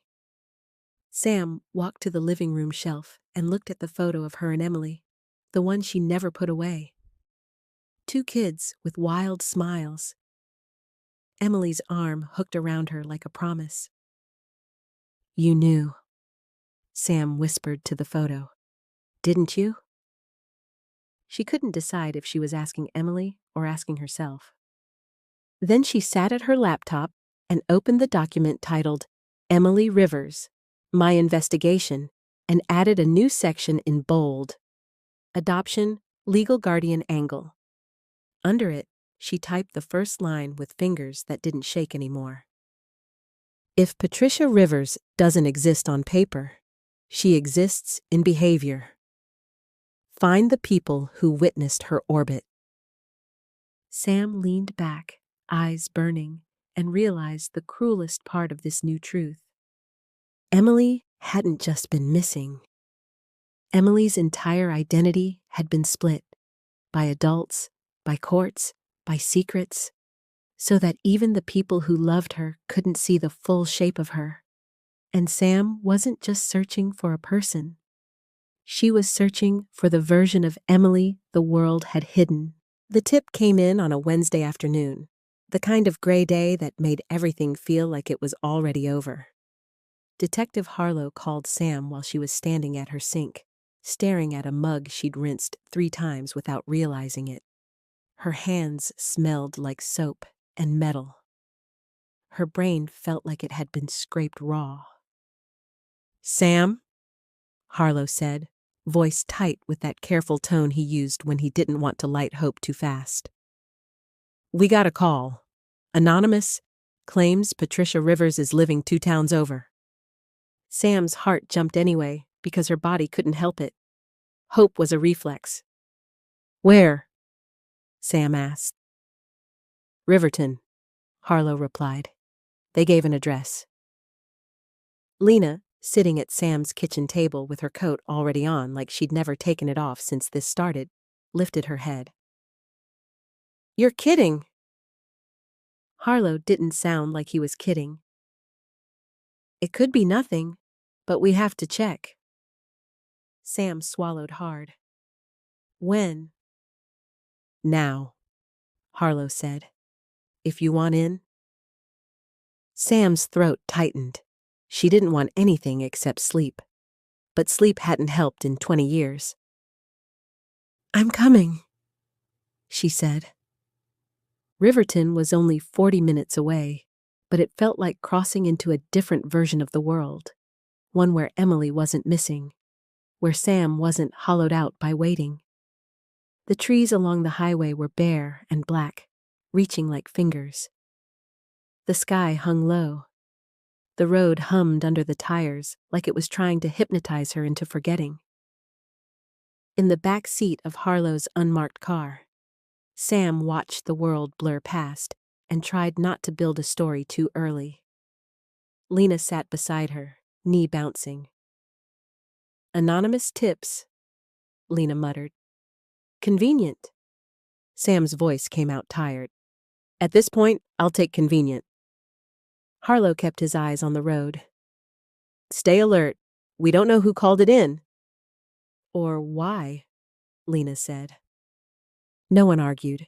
They reached a quiet street lined with small houses and neatly trimmed hedges. The address was ordinary, too ordinary. Beige siding, plastic wreath on the door, a bird feeder swinging slightly in the wind. Sam's stomach tightened. If Patricia was the woman who took Emily, would she live like this? Like nothing happened? Like she hadn't left wreckage in her wake? Harlow parked down the street and killed the engine. "We do this respectfully," he said. "If she's not our person, we leave." Sam nodded, but her body felt like it was vibrating. They walked up the driveway together. Harlow knocked. A long pause. Then the door opened to reveal an elderly woman with silver hair and thick glasses. She wore slippers and a cardigan that smelled like laundry soap and winter air. Her eyes were wary, but not guilty. "Yes?" she asked. Harlow held up his badge.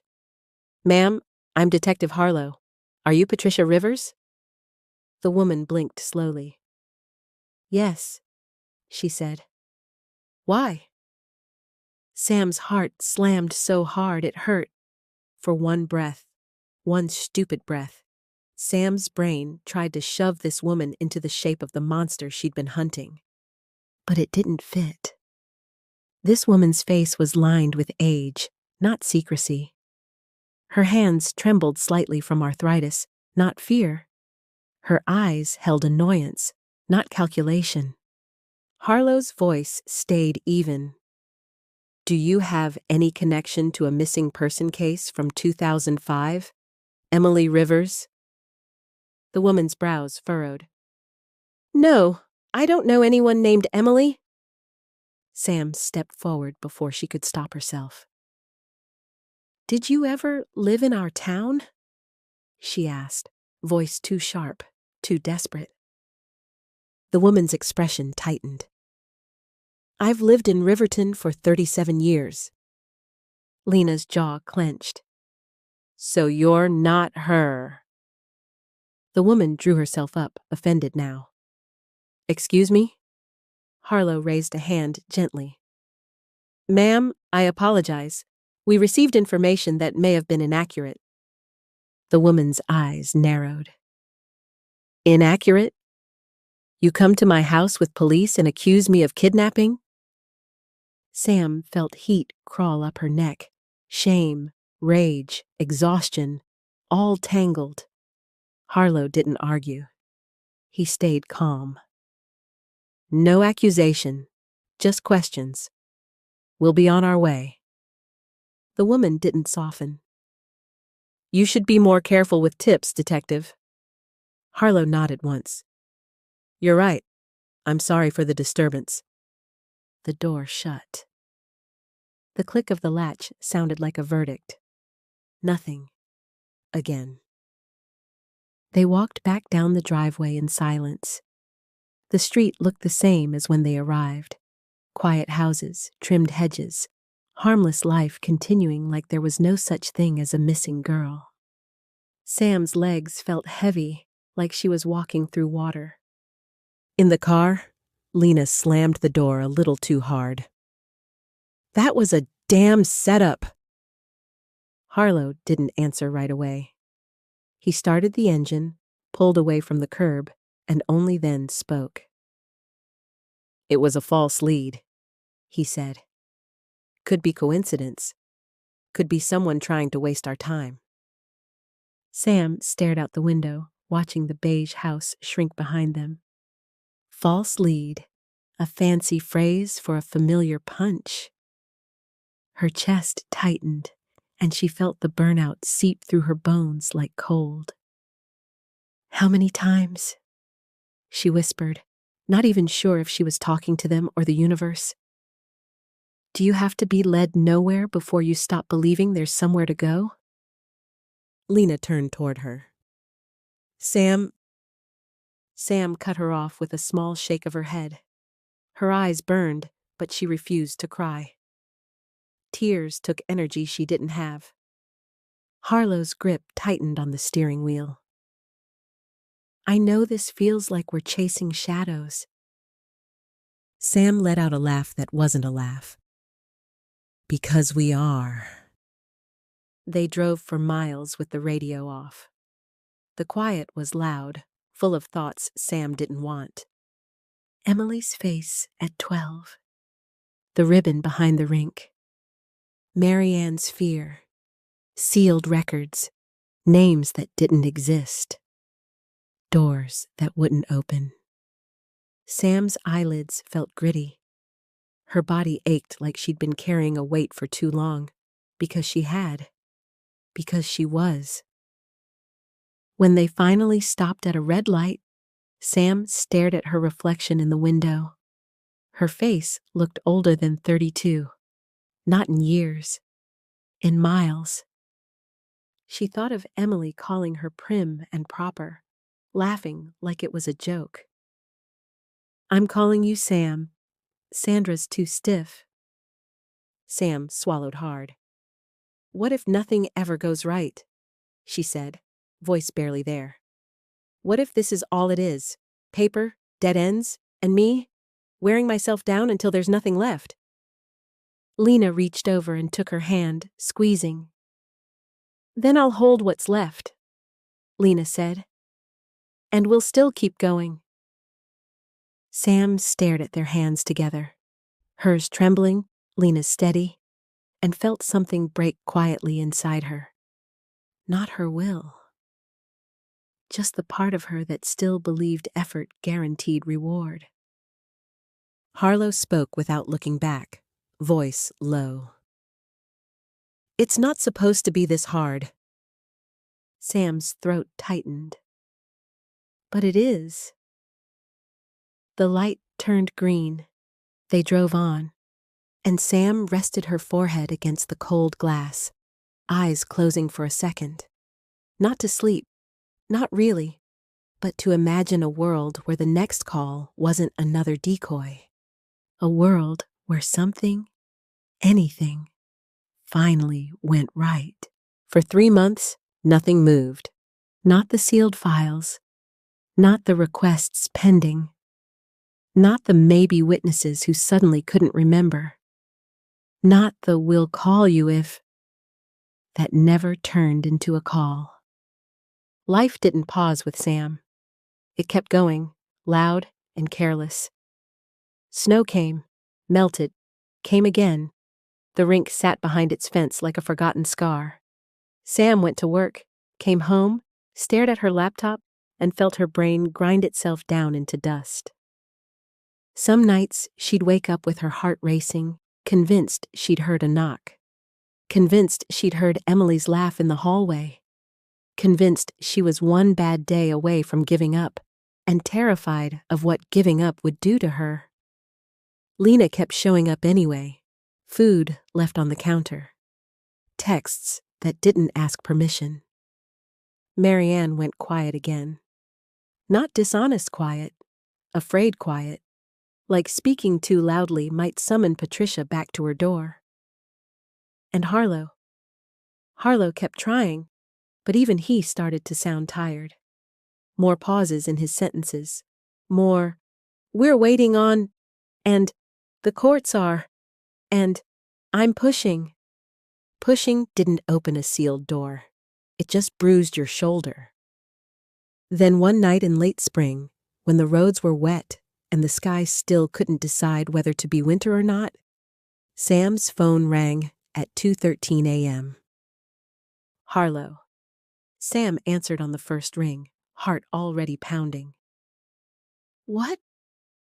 His voice was different, awake in a sharp way, like adrenaline had finally found him. "Sam," he said, "I need you to come in." Sam sat up so fast she got dizzy. "Did you get a court order?" "No," Harlow replied. "We got something else." Something else. Those two words were a trap and a miracle all at once. "What?" Sam demanded. Harlow exhaled. "Traffic stop. Routine. Broken tail light. Officer runs the license. The name comes back as Emily Rivers." Sam's brain went blank. She actually thought she misheard. Like her mind refused to let the words land because they were too cruel to be true. "What did you say?" "Emily Rivers," Harlow repeated, slower this time, as if saying it carefully would keep it from shattering. The woman had government ID in that name. Driver's license, health card, everything. The system recognizes it. Sam's throat closed. Her voice came out thin. Emily would be 32. "I know," Harlow said. "She looks about that age." Sam's hands started shaking so hard she had to grip the sheet. Is it her?" Harlow paused. "That's why I need you here?" Sam's heart slammed. Hope rose like a reflex, violent and bright. Then fear followed right behind it, because hope had burned her before. "I'm coming," Sam said. The station at 3 a.m. felt like a different planet. Lights dimmed, voices low, fewer footsteps. The building held its breath like it knew something huge had walked through the doors, and it didn't want to spook it back out. Harlow met Sam at the entrance, face drawn, eyes alert. Lena was there too. She must have driven like hell. Hair messy, coat half-buttoned, fury and panic braided together. "Where is she?" Sam asked. Harlow didn't answer right away. He led them down a hallway to an interview room. The camera light blinked red. A uniformed officer stood outside the door, arms crossed. Inside, through the glass, sat a woman. She had dark hair pulled back neatly, a plain jacket, hands folded on the table like she'd been taught to behave. She looked calm in the way some people look calm when they're trying not to show fear. She looked ordinary. Sam's knees went weak anyway, because the shape of her face, something about the cheekbones, the mouth, hit a place in Sam's memory that hadn't been touched in years. Lena sucked in a breath beside her. "Oh my God!"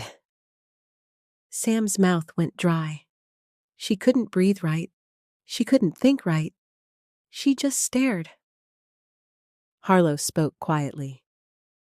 "Everything checks out so far." Sam snapped her eyes to him.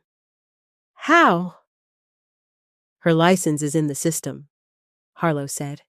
Issued years ago. Renewals logged, address history, employment, credit, medical visits. The paper trail is real. Sam's mind spun. Fingerprints? Harlow shook his head slightly. Emily's file from 2005 didn't have prints. Missing kids' cases often don't unless they've been processed for something. We're doing DNA, but that takes time. Sam stared back at the woman through the glass. The woman looked up, like she felt Sam's gaze, and their eyes met. And Sam felt it. Not joy, not relief. A cold little click in her chest. Something off. The woman's eyes didn't hold the same spark Emily had. Emily's eyes were loud, mischievous, alive like she was always about to dare the world. These eyes were careful, measured, like she was monitoring herself. Sam's throat tightened. Has she said anything? Harlow's jaw flexed. She says she's Emily Rivers. She says she doesn't know you. She says she doesn't remember much before age 15. Trauma. And she's been living under the radar. She's cooperative. Lena's voice trembled. That makes sense. If she was taken... Sam cut in softly, without meaning to. No. Both of them looked at her. Sam didn't take her eyes off the woman. Emily didn't talk like that. Harlow's expression sharpened. Explain. Sam swallowed. Emily was blunt, messy. She'd joke when she was scared. She'd talk too much. That girl in there is... practiced. Lena bristled. Sam, you don't know how she'd be after... I know. Sam snapped, then softened, forcing the words through the tightness in her throat. I know trauma changes people. I know it can strip you down to survival. She stared at the woman's folded hands. The nails were neatly trimmed. No chewing, no ragged edges. Emily used to chew her nails until Marianne yelled. Sam's voice dropped. But my gut is screaming. Harlow studied her for a long beat. What's the scream saying? Sam watched the woman blink, slow, controlled, and felt the chill deepen. It's saying, Sam whispered. Someone just handed us the answer we've been begging for. She finally looked at Harlow, and it feels too clean. Harlow's eyes narrowed. You think she's not Emily? Sam's chest ached. I don't know what I think. The woman inside the room shifted slightly, as if listening through the glass, as if she knew Sam was here. Harlow reached for the door handle. You want to talk to her?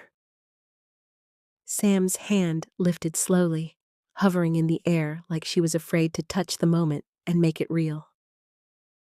Yes, Sam said, voice shaking, but not like everyone else. Harlow paused. Meaning? Sam swallowed hard, and the truth came out raw. I'm going to ask her something only Emily would answer without thinking. Harlow opened the door, and Sam stepped into the room with her heart in her throat, her hands cold, and a feeling she couldn't name. Because whatever was sitting across from her might be the miracle she'd waited 20 years for. Or the most convincing lie she'd ever been offered. The chair legs scraped when Sam pulled it out. That sound, metal on tile, felt too normal for what was happening. Like this was any other interview, any other night, any other stranger behind glass. But it wasn't. The woman across from her sat straight-backed, hands folded, eyes calm in that careful way people get when they've rehearsed being calm. Her hair was pulled back tight.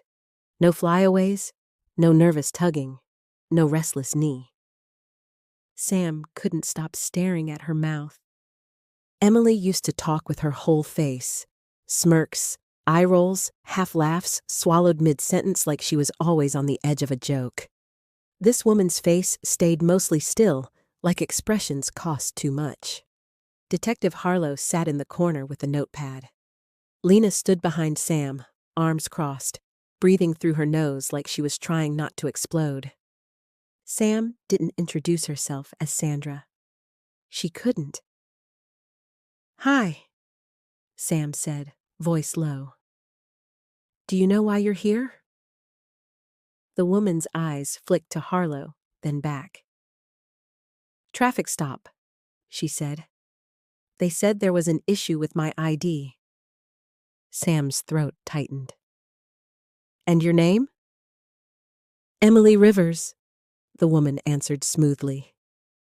Lena's breath hitched behind Sam.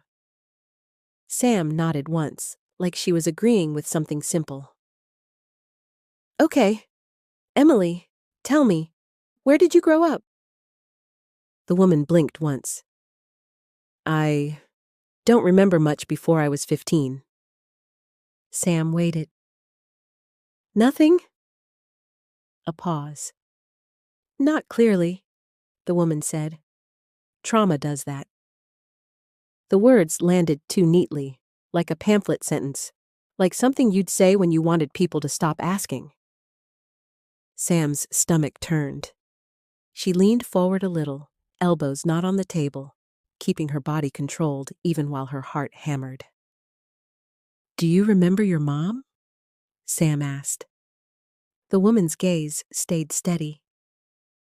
"My mother was Marianne Rivers." Sam's chest tightened, because that was the right name, the expected name, the name everyone knew. Sam swallowed. "Do you remember anyone else? Another parent? A guardian?" The woman's eyes shifted, just a fraction, to Harlow again. A quick check-in. Then she looked back at Sam.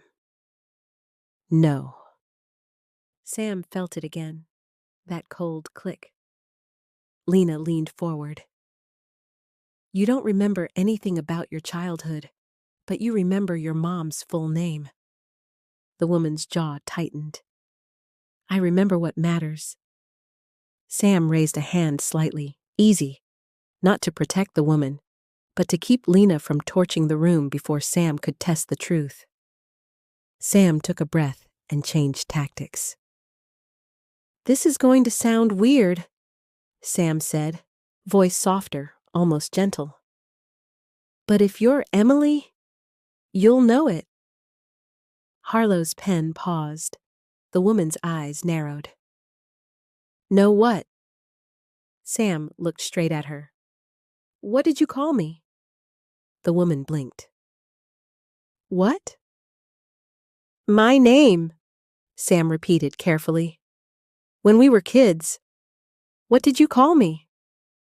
The woman's lips parted, then closed. She took a small breath through her nose like she was thinking too hard for something that should have been automatic. I don't know you," she said. Sam held her gaze. "I'm not asking if you know me now. I'm asking what you used to call me." The woman's fingers tightened together. "I don't remember." Lena's voice cracked. "Oh my God!" Sam's throat burned. She kept going anyway, pushing past the ache. "Emily used to tell me I was too prim and proper," Sam said, watching for any flicker of recognition. "She said my full name sounded like a librarian who hated fun."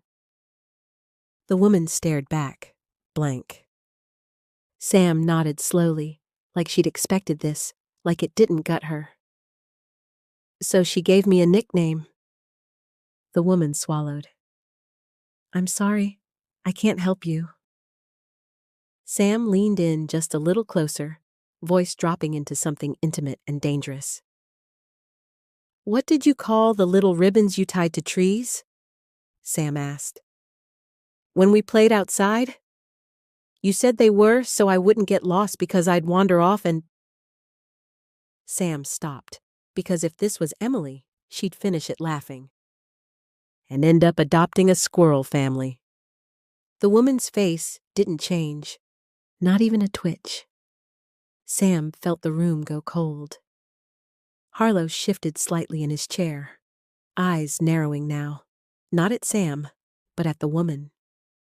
Sam sat back, slow, like she was lowering something fragile onto a table.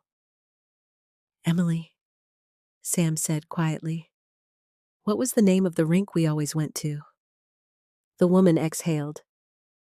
I don't know. Sam's voice stayed calm, but it wasn't kindness anymore. It was steel. Favorite candy? I don't remember. Your bracelet, Sam whispered. The one with the charms. The skate charm. You used to rub it when you were nervous. Do you remember that? The woman's eyes flicked again to Harlow. Sam saw it, clear as day. The woman looked back at Sam and said very softly, I'm sorry. Lena stepped forward, voice shaking with anger. Stop saying that. Either you're her or you're not. The woman's shoulders rose and fell, one tight breath.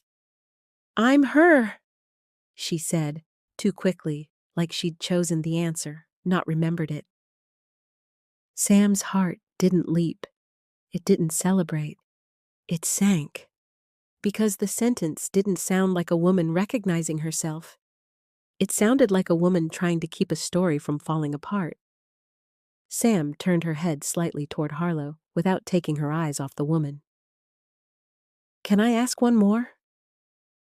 Harlow's face was unreadable, but his eyes said, yes, carefully. Sam looked back at the woman. Who was Patricia Rivers? Silence. Not confusion, silence. Fear. Silence. The woman's throat moved. Her hands tightened until her knuckles blanched. She stared at the tabletop like it might give her instructions. I don't know that name, she said finally. But her voice had changed. Smaller, thinner. Sam felt gooseflesh climb her arms. Harlow's pen began moving fast now. Sam stayed very still, voice low. You just told us you don't remember your childhood, but you know what to deny. The woman's eyes snapped up. For the first time, something real flashed there. Panic, anger, maybe both. I want a lawyer, she said. Harlow leaned forward. You'll get one. The woman pushed her chair back, standing too quickly, breath uneven now. The calm was gone. The mask had slipped. As the officer opened the door to escort her out, the woman turned her head slightly toward Sam. Her eyes held Sam's for one tight second, and Sam saw it. Something that wasn't Emily. Not a memory, not a friendship, a calculation. The door shut. The room felt hollow. Lena's voice cracked. That wasn't her. Sam didn't answer right away. Her chest hurt like she'd been punched from the inside. Harlow closed his notebook slowly. DNA will tell us more, he said, but his voice wasn't comforting. It was cautious now. Sam stared at the empty chair across from her. I don't need DNA to tell me she's wrong, Sam whispered. I need DNA to tell me why she's here. Harlow's eyes sharpened. You think she's using Emily's identity? Sam nodded once. And I think she's scared of one name? Patricia, Harlow murmured. Sam's jaw tightened. Yeah. Lena swallowed hard. So what now? Sam stood up, exhaustion pouring through her bones. But underneath it, that same stubborn fire was still lit. Now it had a new shape. She's not the answer, Sam said, voice low and raw. She's a doorway. And Sam knew, deep in her gut, this was exactly how cases blow open. Not with a miracle. With a lie so big, it finally forces the truth to move. By the time Sam walked out of the interview room, her body felt hollowed out, like she'd spent the last of her oxygen trying to breathe life into a stranger. The hallway outside was quiet, late-night quiet. Fluorescent lights, distant phones. A vending machine humming like it had never heard of grief. Harlow caught up beside her, face tight. She asked for a lawyer fast, Lena said, like she was spitting the words out. Too fast. Harlow didn't disagree. She knew when to stop talking. Sam stared at the floor tiles as they moved. Her hands were cold. Her chest was tight. The hope she'd felt walking into that room was already rotting into something darker. She wasn't Emily, Sam said. Harlow glanced at her. I'm not concluding that yet. Sam stopped walking and faced him. I am. He held her gaze for a beat, then nodded once, slow. Not agreement, respect for her certainty. DNA's in process, he said. Cheek swab, fast track, but even before that, we're verifying the ID trail. Lena's eyes sharpened. Meaning what, exactly? Meaning if those documents are real, Harlow said. They exist in systems, driver's license issuance, health card registration, address history, photos on file. We'll pull everything. Sam's mouth went dry. And if the systems say it's real? Harlow's expression didn't soften. Then we have a bigger problem. Sam didn't like the shape of that sentence. They reached the front desk. An officer stood nearby, talking quietly into a radio. Somewhere deeper in the building, a door buzzed and clicked. Locked places opening for people who had the right codes. Sam watched the corridor where they'd taken the woman. I want to see her ID, Sam said suddenly. Harlow's eyebrows lifted. You can't handle evidence. I don't want to touch it, Sam snapped. I want to see it. The photo, the signature, the issue date. Harlow hesitated, then gestured to an officer. A minute later, they were standing at the counter while the officer held up a clear evidence sleeve. The driver's license looked normal, clean, official. The name read, Emily Rivers. The photo, this woman's face, stared back. Sam's eyes dropped to the issue date. Not recent. Not a brand new fake slapped together last week. Issued 6 years ago. Renewed once. Sam felt her stomach turn. Lena leaned in. 6 years, she whispered. So she's been living as Emily. Sam stared at the signature line. It wasn't a messy scrawl. It was careful, practiced, like handwriting meant something. Sam's skin crawled. Who would do that? Lena demanded. Why choose that name? Harlow didn't answer right away. His jaw tightened. Because the name is clean, he said. No criminal flags, no open warrants, no dead-end history that leads to a real person who'll show up and claim it. Sam's eyes snapped to him. But Emily is real. Harlow's gaze held hers. In the world, yes. In the system, she's been missing since 12. No adult footprint, no adult identity. That makes her usable. The word hit Sam like a slap. Usable. Sam's throat burned. So she stole her. Harlow exhaled. Or someone gave it to her. That landed heavier. Sam stared at the plastic sleeve again. 6 years. Renewed. Address changes logged. A life built on paper. Not a mistake. A construction. Sam's chest tightened with the same gut feeling she'd had the second the woman looked at her through the glass. This was meant to happen, Sam said quietly. Lena's head snapped toward her. What? Sam kept her eyes on the ID. A traffic stop, a broken taillight, a woman carrying Emily Rivers like it's her skin. This didn't feel like someone getting caught. It felt like someone arriving. Harlow's eyes narrowed. You think she wanted to be pulled over? Sam nodded once. She didn't fight it. She didn't run. She didn't act surprised. She acted like she'd rehearsed the questions.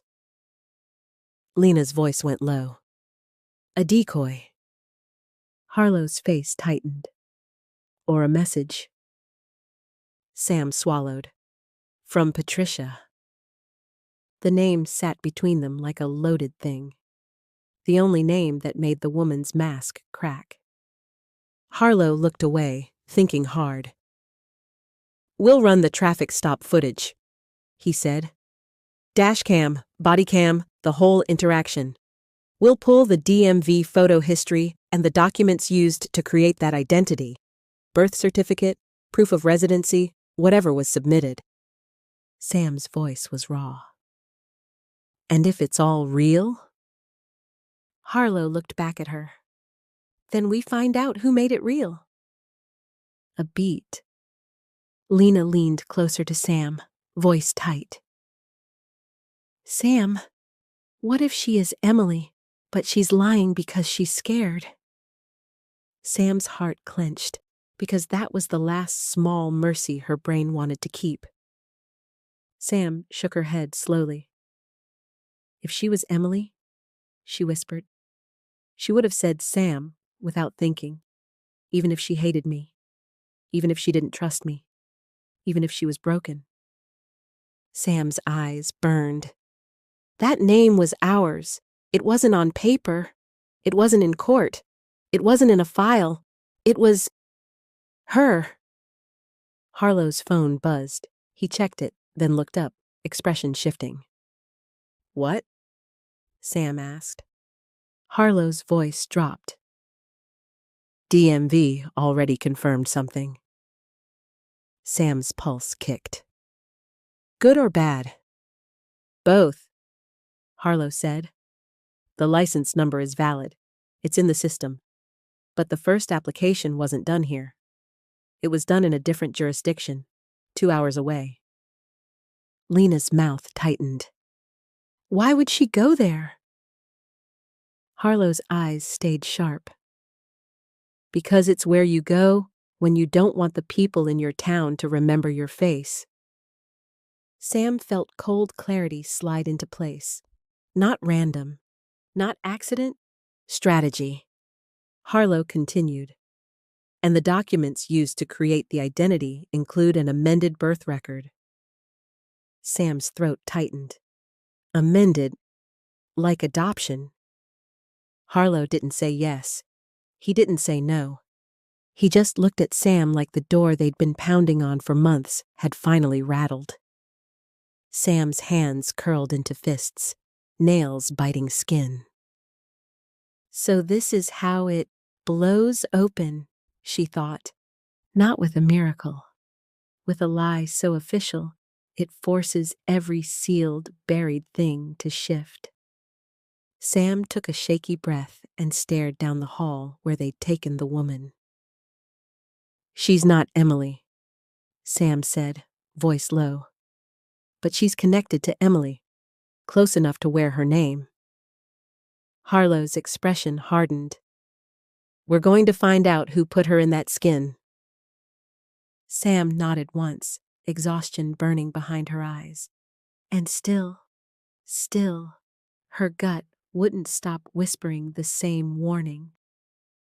If someone went to all this trouble to manufacture an Emily Rivers, then the real Emily dead or alive, was still the one truth they were desperate to keep hidden. The next 48 hours were the first time in months that the case felt like it was finally moving. Not sprinting, moving. Like a rusted door that had resisted every shove was starting to give, millimeter by millimeter, and every creak was proof that something inside was still alive. Harlow pulled the DMV packet, the traffic stop footage, the full address history tied to Emily Rivers. He pulled the original application trail from the other jurisdiction 2 hours away, and the documents that made Emily an adult on paper. And at first, it was almost satisfying. Because pieces were clicking. The identity wasn't brand new. It had a timeline. It had renewals. A paper life built carefully over years, not slapped together in a panic. The woman in custody had used the name with patience, like she wasn't hiding from cameras. She was hiding from memory. The amended birth record request was there too. The kind of thing you don't even know exists unless someone teaches you how to bend the system without snapping it. There were stamps, reference numbers, a notary seal. Real looking enough to fool the world. But every time Harlow tried to trace it back to the name they needed most, every time he tried to pin it to Patricia Rivers, the trail turned to smoke. Sam sat in Harlow's office again, the same harsh lights, the same bolted-down feeling in her chest. Lena leaned against the wall, arms crossed, eyes sharp. Harlow stood over his desk with 3 folders open, like the case was a body he couldn't stitch closed. "Okay," Sam said, voice rough. "Tell me it finally makes sense." Harlow didn't look up. "It makes sense until it doesn't." He slid a page across to Sam. "This is the notary information from the original DMV application." Sam read it. Name, commission number, location. "Great," Lena said. "So we go to the notary." "We did," Harlow replied. "The notary's commission number is valid." Sam's heart lifted for half a second. Harlow killed it with his next sentence. "But the notary's office address on file doesn't exist anymore. Building's been torn down, and the notary, retired, moved, no forwarding contact listed." Sam stared. "Of course." Harlow flipped another page. The applicant used a proof of residency document, utility letter. "We called the utility company." Lena's mouth tightened. "And?" "They've never heard of the account number," Harlow said. "It's formatted wrong. It's a fake that looks real unless you're the person who knows how the numbers are built." Sam's stomach sank. "So the whole packet is fraud." "Yes," Harlow said, "but it's professional fraud. Whoever did it understands systems, not just how to lie in the exact shape a clerk expects." Sam rubbed her forehead. Her skull ached. "Okay, so where does Patricia come in?" Harlow finally looked up, and Sam didn't like his face. "Patricia is the problem," he said. "Because she's not on any of the paperwork for the identity theft. Not directly." Sam's chest tightened. "But Marianne said—" "Marianne said she feared a biological mother," Harlow cut in. "And the old file contains Patricia Rivers as a guardian on some forms. But here in the modern fraud trail, no Patricia, no Denton, no signature, no phone number attached to that name." Lena pushed off the wall. "So Patricia is still the ghost?" Harlow nodded once. "Exactly." Sam's voice came out low. "Then who filed the petition 2 months before Emily vanished?" Harlow slid another sheet across the desk. Sam read the header and felt her blood go cold. "Vital statistics, death registration." The name printed on it, Patricia Rivers. Sam blinked, confused. "What is this?" Harlow's voice was flat, almost angry. We broadened the search. Patricia Rivers exists in provincial records. Sam's heart jumped. Then he finished. She died. Sam's breath left her. When? Harlow pointed to the date. 1999. Lena made a sound, short, stunned. That's 6 years before Emily disappeared. Sam stared at the page like it was written in another language. That can't be. It can, Harlow said, because this is a real registration, not a rumor, not a database glitch, a legitimate death record under that name.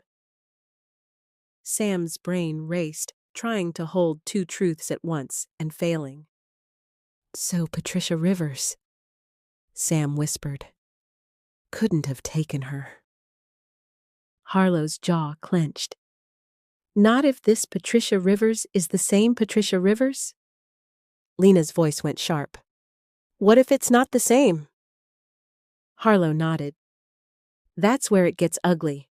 Because the 2005 petition we found is filed under Patricia Rivers, same name, but the signature on the petition scan doesn't match the signature attached to the death record file.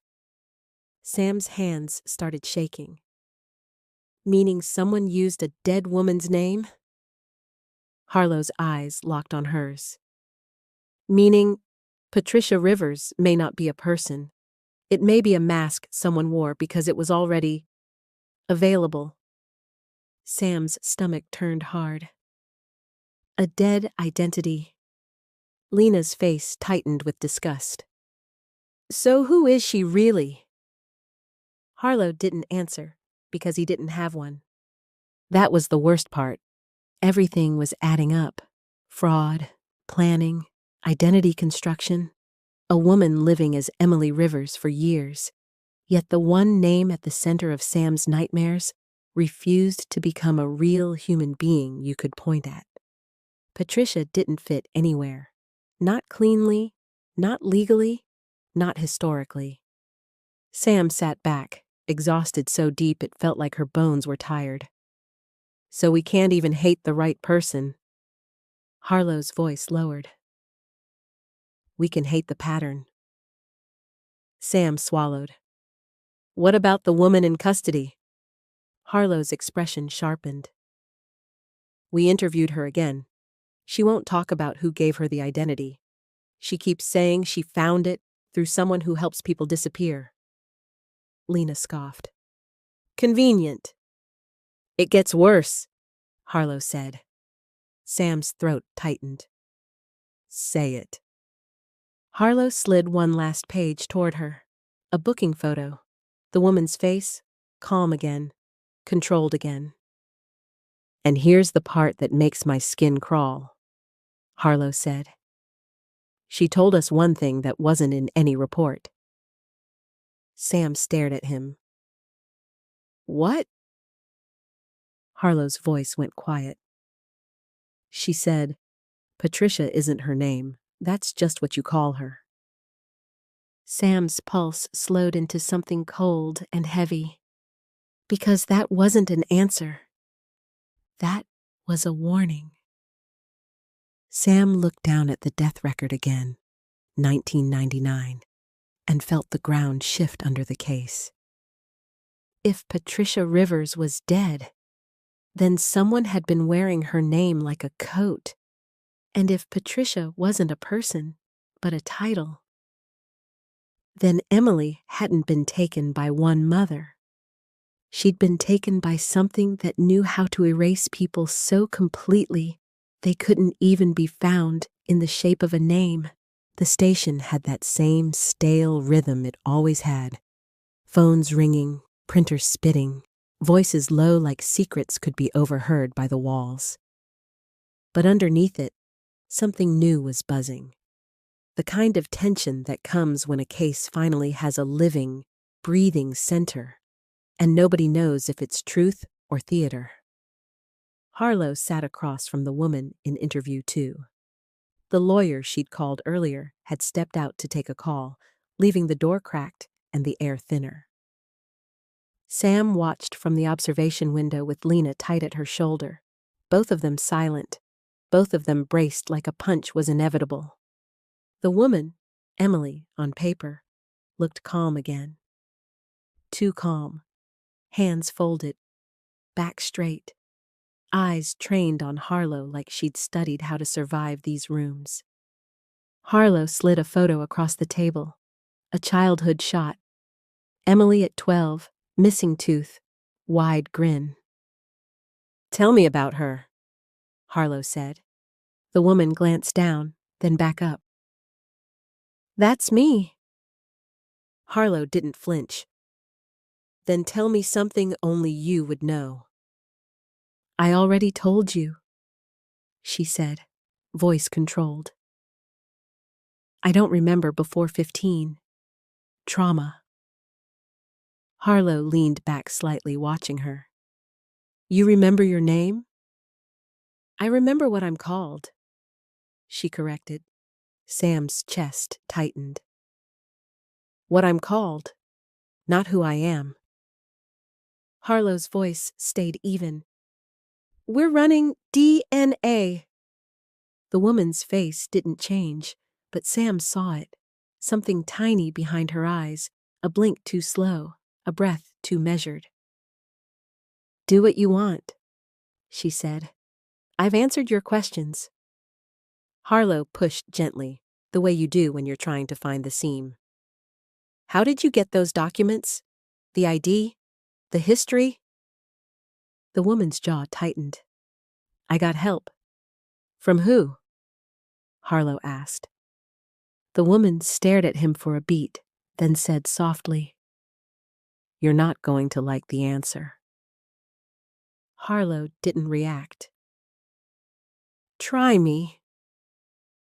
The woman's eyes shifted past him for half a second, toward the door, toward freedom, toward anything that wasn't this table. "I'm not under arrest," she said. Harlow's expression sharpened. "Not at the moment." "Then I'm leaving," she said, and her voice wasn't panicked. It was certain, like she'd been waiting for the moment she could say it. Harlow leaned forward. "If you walk out, you're walking away from clearing this up." The woman stood, chair legs scraping. "I didn't ask to clear it up. I got pulled over for a taillight." Harlow's tone went hard. "You were brought in because your identity matches a missing child." The woman paused, eyes flat. "And you don't have enough to hold me. So, I'm leaving." In the observation room, Lena swore under her breath. Sam didn't move. Her whole body felt locked. Harlow opened the door and spoke to the officer outside. "Low. Quick. Procedure. Nothing dramatic. Just the quiet humiliation of watching someone slip through your fingers because you don't have the right charge at the right time." The lawyer returned, smugness flickering in his posture the moment he realized the direction of the room. The woman walked out like she owned the hallway. Harlow followed at a distance, not touching her, watching her like a bomb with legs. Sam and Lena pushed out of observation and into the corridor, keeping behind the line of "Don't interfere" and "Don't make this worse." "Sam," Lena whispered, gripping her sleeve. "Don't." Sam didn't answer. She couldn't. Her throat had sealed itself shut. They moved toward the front, toward the exit where this woman was about to walk back into the world, wearing Emily Rivers like a coat. And then it happened. As the woman passed the bullpen, she turned her head, just casually, like she was scanning the room, taking inventory. Rows of desks, officers typing, phones, coffee cups, the normal machinery of law. And on one of the chairs near the bullpen, waiting, small, exhausted, sat Marianne Rivers. Marianne had come in earlier at Harlow's request. To help, to answer more questions, to finally put her truth on record. She sat with her hands clasped in her lap, eyes swollen, face pale. A woman who looked like she'd been living underwater for 20 years. The woman walking out, Emily on paper, stopped dead. Everything in her posture changed. The calm snapped, not into panic, but into recognition so sharp it cut. Her arm lifted. Her finger pointed straight across the bullpen. "That's her," the woman said, loud enough that half the room looked up. "That's Patricia." The world froze. Keys stopped clicking. A phone kept ringing somewhere, unanswered. Officers turned in their chairs, eyes following her finger like it was a gun. Marianne's head lifted slowly, confused. Then her face drained so fast, it was like someone pulled the life out of her. "No," Marianne whispered. "No." Sam's stomach dropped through the floor, because the name, Patricia, was the name that wouldn't resolve, the name that didn't fit, the name that kept slipping out of every record like it was made of smoke. And now, it was being pinned to the one person Sam had never allowed herself to suspect. Lena's voice came out strangled. "What the—" Harlow moved instantly, stepping between the woman and the exit. "Say that again," he demanded. "Who is Patricia?" The woman's eyes stayed locked on Marianne, hard and sure. "Her," she said again, like she'd been waiting to finally say it out loud. "She's the one who made me. She's the one who gave me the name." Marianne shook her head violently, tears spilling. I don't. Sam couldn't hear the rest over the blood rushing in her ears. She only saw Marianne's face. Terror, not surprise. Not confusion. Terror like someone whose closet door just got ripped open in front of a room full of witnesses. Harlow's voice cut through the bullpen like a blade. "Stop her! Now!" The officer near the door stepped in. The lawyer started protesting. The woman didn't fight. She just stared at Marianne with a look that wasn't anger. It was accusation, like Marianne had broken a rule. Sam stood there shaking, staring at Marianne as the entire station turned its eyes toward her. 20 years of Marianne as the mother, and candle vigils and sobbing interviews, all of it cracked in one sentence. Sam's voice finally arrived, thin and broken. "Marianne?" Marianne looked at Sam, and whatever she saw in Sam's face destroyed her. She didn't deny it fast enough. She didn't look confused enough. She just whispered, like confession leaking out of a wound. "Sam, I was trying to bring her back." And Sam realized, cold and sick and clear, that the case hadn't blown open because of a traffic stop. It had blown open because the lie finally pointed at the person who'd been closest to Emily the whole time. Marianne looked smaller in the interview room than Sam remembered. Not because she'd changed much, because the room stripped people down. Harsh lights. A table bolted to the floor. A camera in the corner that never blinked. Sam watched from behind the glass with Lena beside her. Lena's arms were crossed, but her hand kept tapping her own elbow, like her body didn't know what to do with the anger. Harlow sat across from Marianne with a folder open. He didn't raise his voice. He didn't need to. He let the paper do the talking. "Marianne," he said, "your name appears on the guarantor chain tied to an identity using the name Emily Rivers." Marianne's eyes stayed on the table. Her hands were clenched together so tight her fingertips were white. I didn't I didn't think. She started. Harlow slid the page closer. This was filed in another jurisdiction, 2 hours away. That's not accidental. Marianne's mouth trembled. He drove. Harlow paused. Who? Marianne swallowed. The swallow was loud in the quiet. My husband, she whispered. Behind the glass, Sam felt the word land in her chest like a stone. She'd known him as a silhouette at vigils, a shoulder for Marianne to lean on, a quiet man who always said the same line when people asked questions. We just want her home. Harlow's voice stayed steady. Why were you there, Marianne? Marianne's eyes filled. She blinked hard, as if she could force the tears back into her head. I was trying to end it, she said. Harlow didn't let her float in that vague place. End what? Marianne's lips pressed together, then opened again. The case, she admitted. The searching. Sam. Sam's stomach turned behind the glass. Lena's breath hitched. Oh my God, she whispered. Harlow leaned back slightly, letting Marianne hear herself say it. You were trying to close the case, he said.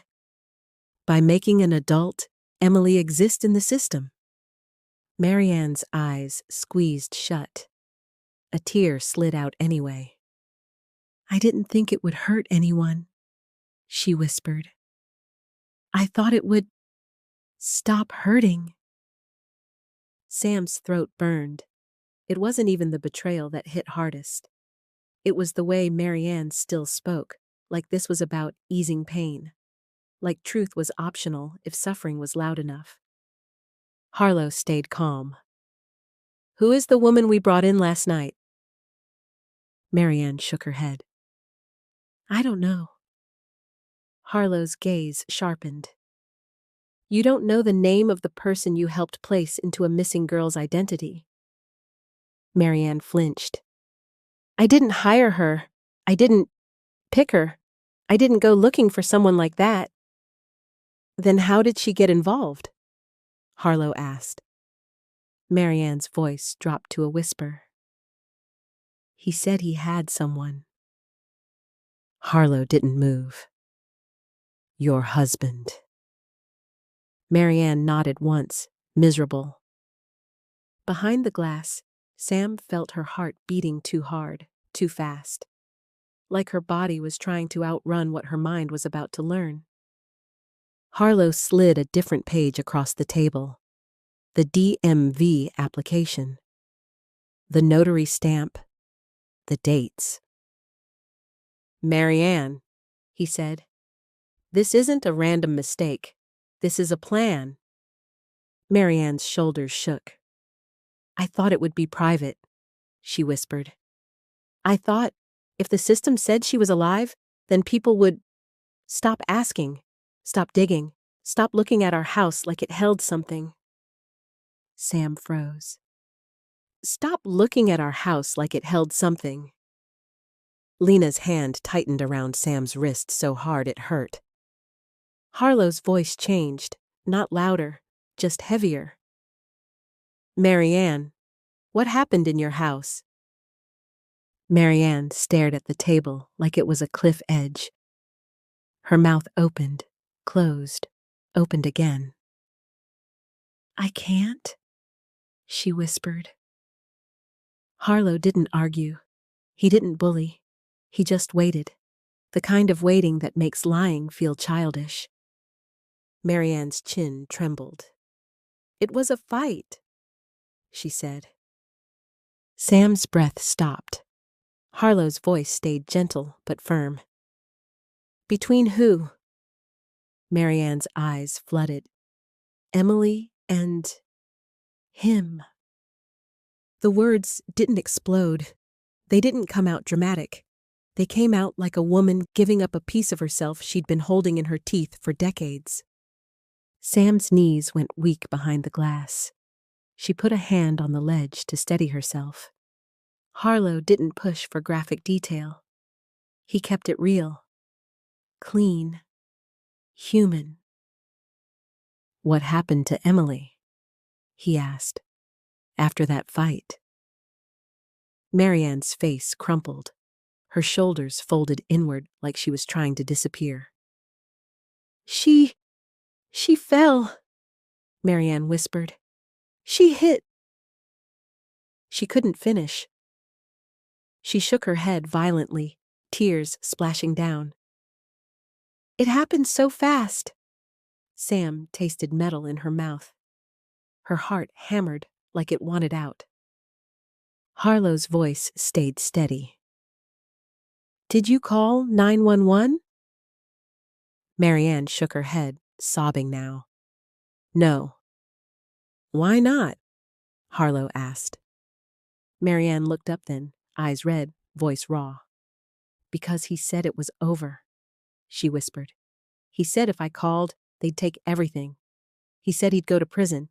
He said I'd lose the house. He said—" Her voice cracked. "He said it was an accident and that accidents don't deserve to destroy families." Sam made a sound behind the glass that surprised her. Half breath, half brokenness. Lena's eyes were wet. She didn't wipe them. Harlow's jaw tightened. "And Emily." Marianne's lips trembled so hard the words almost couldn't get through. "She died," she whispered. It wasn't dramatic. It was worse. It was simple. Sam's stomach dropped into a deep, empty place.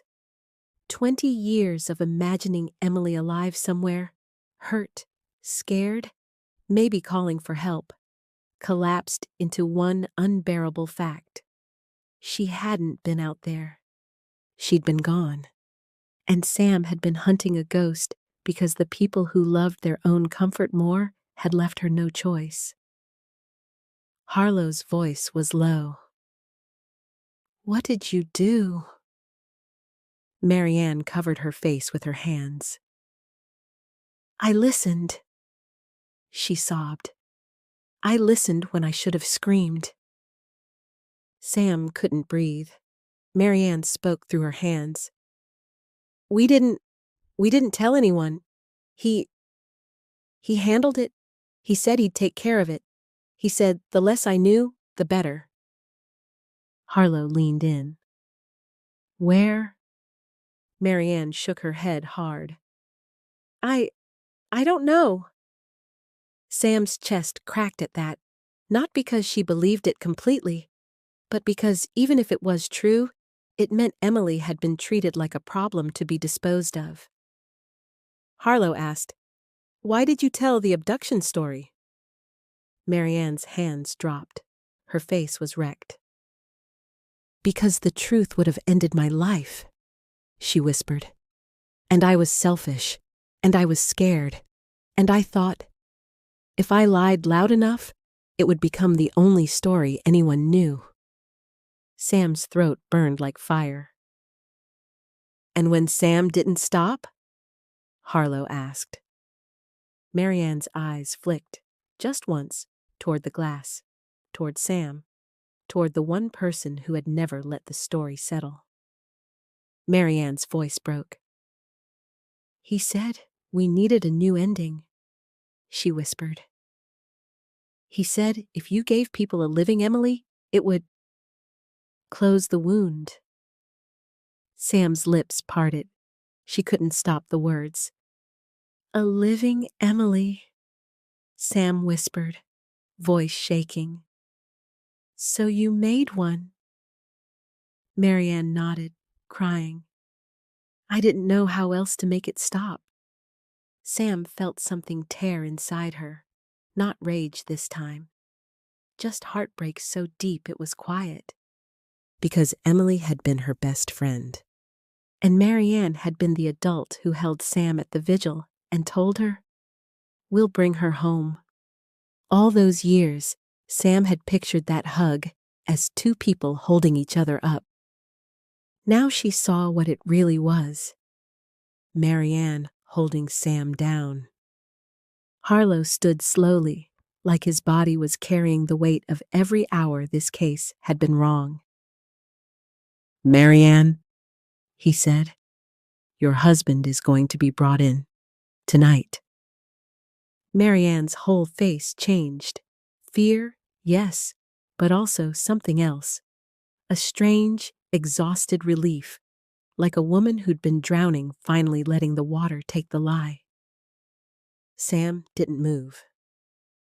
She stared at Marianne through the glass and tried to understand how someone could love a child and still choose the story that protected the man who hurt her. Lena's hand found Sam's, squeezing hard. Sam finally spoke, voice hoarse and small. "You let me spend 20 years begging a universe that never had her." Marianne looked up at the glass. Her eyes met Sam's. "I'm sorry," she whispered. Sam swallowed, shaking, the grief rising like a tidal wave. "No," Sam said softly. "You're not." And then her voice broke into something raw. "You were scared," Sam whispered.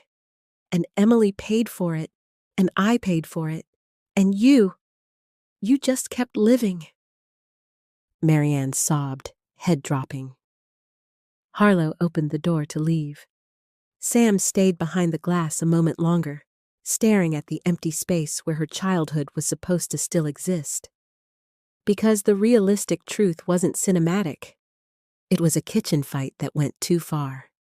It was a cowardly choice made in seconds. It was 20 years of lies that looked like love from the outside. And Sam felt it in her bones. Finally, brutally, Emily hadn't vanished. Emily had been erased. They didn't call it closure. Harlow never used that word. Cops who'd seen enough knew better than to hand grief a ribbon and pretend it was finished. They called it a recovery. They called it evidence. They called it procedure. Sam called it the only thing that mattered: Emily. It took warrants, paperwork, a judge who finally listened because now the story had cracked wide enough to show teeth. It took Marianne's statement, halting, broken, enough to point in a direction even if she swore she didn't know the exact place. It took the foster dad's interview, the kind that started with denial and ended with silence so thick it wasn't innocence, it was strategy. And then it took one small detail, something that wasn't heroic, just human. A receipt, a landscaping invoice, years old, pulled from a box in a garage like a forgotten sin. Topsoil delivery the week after Emily disappeared. A section of the yard regraded. A reason written in the margin: sinkhole prevention. No sinkhole ever existed. Just fear. They went out on a morning that looked wrong for something like this. Blue sky, frost on the grass, birds acting like the world hadn't swallowed a child and kept walking. Sam stood at the edge of the taped-off yard with Lena beside her and a woman from Victim Services speaking quietly about what to expect, about breathing, about staying behind the line. Sam barely heard her. The yard was ordinary. That was the cruelest part. A swing set, a shed, a strip of earth near the fence where the grass grew a little different, thicker, greener, like something underneath had changed the soil. Harlow approached Sam before the digging started. His face was tired, softer than usual. "You don't have to watch," he said. Sam stared at the patch of green. Her hands were cold inside her gloves. "I've watched for 20 years," she whispered. "I'm not looking away now." The team moved in slow and careful. No shovels at first, not the dramatic kind of digging you see on TV. They measured, marked, photographed. They peeled the yard back like it was skin, inch by inch, respecting the ground because the ground was holding what was left of a person. Sam's heart beat in her throat. Every scrape of trowel, every soft lift of soil, every pause to document. Time stretched into something thick and unreal. Lena's hand stayed on Sam's arm, steady, present.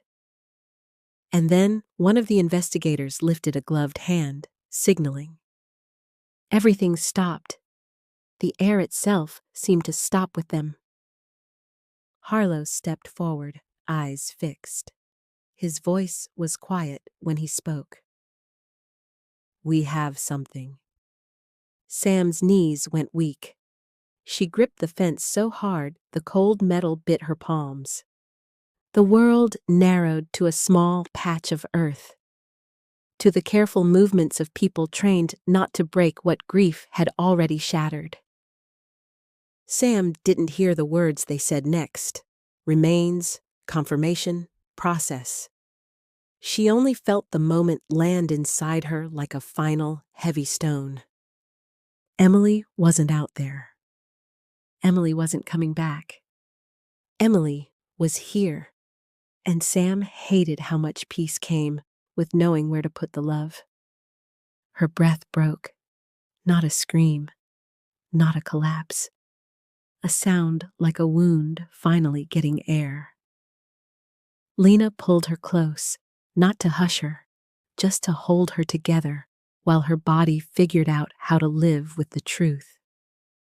Sam's face pressed into Lena's shoulder, and for the first time in 20 years, she didn't have to imagine. She didn't have to chase shadows and beg doors to open and hold on to maybes. She could mourn one reality. Harlow approached slowly, careful with his voice. "We'll take her to the coroner. We'll do identification the right way." Sam wiped her face with her glove. Her voice came out hoarse. "I know." She looked up at him, eyes burning. "Don't let anyone call her closure." Harlow nodded once. "I won't." They transported Emily with a dignity the world had denied her. A sheet, a stretcher, quiet hands, no spectacle, no reporters allowed past the tape. Sam watched until the vehicle doors closed. Then she turned her gaze to the yard, now open, raw, exposed. A place that had pretended to be normal. A place that had held her best friend like a secret. Marianne wasn't there, not in person. She was in custody, and even if she hadn't been, Sam didn't want her standing here. This wasn't Marianne's moment to perform grief. This was Emily's moment to be seen without a lie wrapped around her. Weeks later, after the identification was complete, after the legal gears started turning the way they should have from the beginning, Sam went to the cemetery with Lena in the passenger seat and a small box of things on Sam's lap. A ribbon, a photo, a skate charm. Common, unprovable, but still hers in memory. And one last letter Sam had written to Emily over and over in her head for 20 years. The day was cold but bright, the kind of day that made the world feel sharp-edged. The headstone was simple. Emily's name cut into stone like the universe finally agreeing to say it out loud. Sam stood in front of it and felt the old ache rise, then shift. Because grief is heavy, but uncertainty is torture, and the torture was finally over. Lena stayed a few steps back, giving Sam space without leaving her alone. Sam set the ribbon down first. The pink had faded over time, but it still looked like something a 12-year-old girl would have loved. She tucked it against the base of the stone like a promise. Then she placed the skate charm next to it. "I kept looking for you," Sam whispered. Her breath fogged in front of her mouth. "I kept thinking if I loved you hard enough, it would pull you back." Her throat tightened. She swallowed. "I'm sorry I didn't save you," she said, voice shaking. "I'm sorry I didn't see what was happening. I was a kid. I didn't know how the world hides bad things under normal." She took a long breath and let it out slowly. "But I did one thing right," Sam whispered. "I didn't let you disappear." The wind moved through the trees like a hush. Sam opened her letter, but she didn't read it all. She didn't need to. The words were already carved into her bones. Instead, she folded it and tucked it beneath the ribbon. Then she stood there a long time, quiet, letting her body finally understand what her mind had been fighting. Emily was not a question anymore. Emily was a person with a place in the world again, and that, strangely, was where peace began. Lena stepped closer. "You okay?" she asked softly, knowing the answer would never be simple. Sam wiped her face again, then nodded once. "I'm not okay," Sam said, voice raw, "but I'm not lost." She looked down at Emily's name, and for the first time in 20 years, she didn't feel like she was chasing her. She felt like she was standing beside her. "I'm going to let you rest," Sam whispered. "And I'm going to let myself live."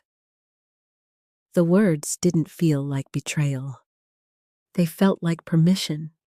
Sam turned away from the headstone, Lena's hand warm around hers, and as they walked back toward the car, the weight in Sam's chest didn't vanish. But it finally had a shape. And when pain has a shape, you can carry it. When it's only empty space, it carries you.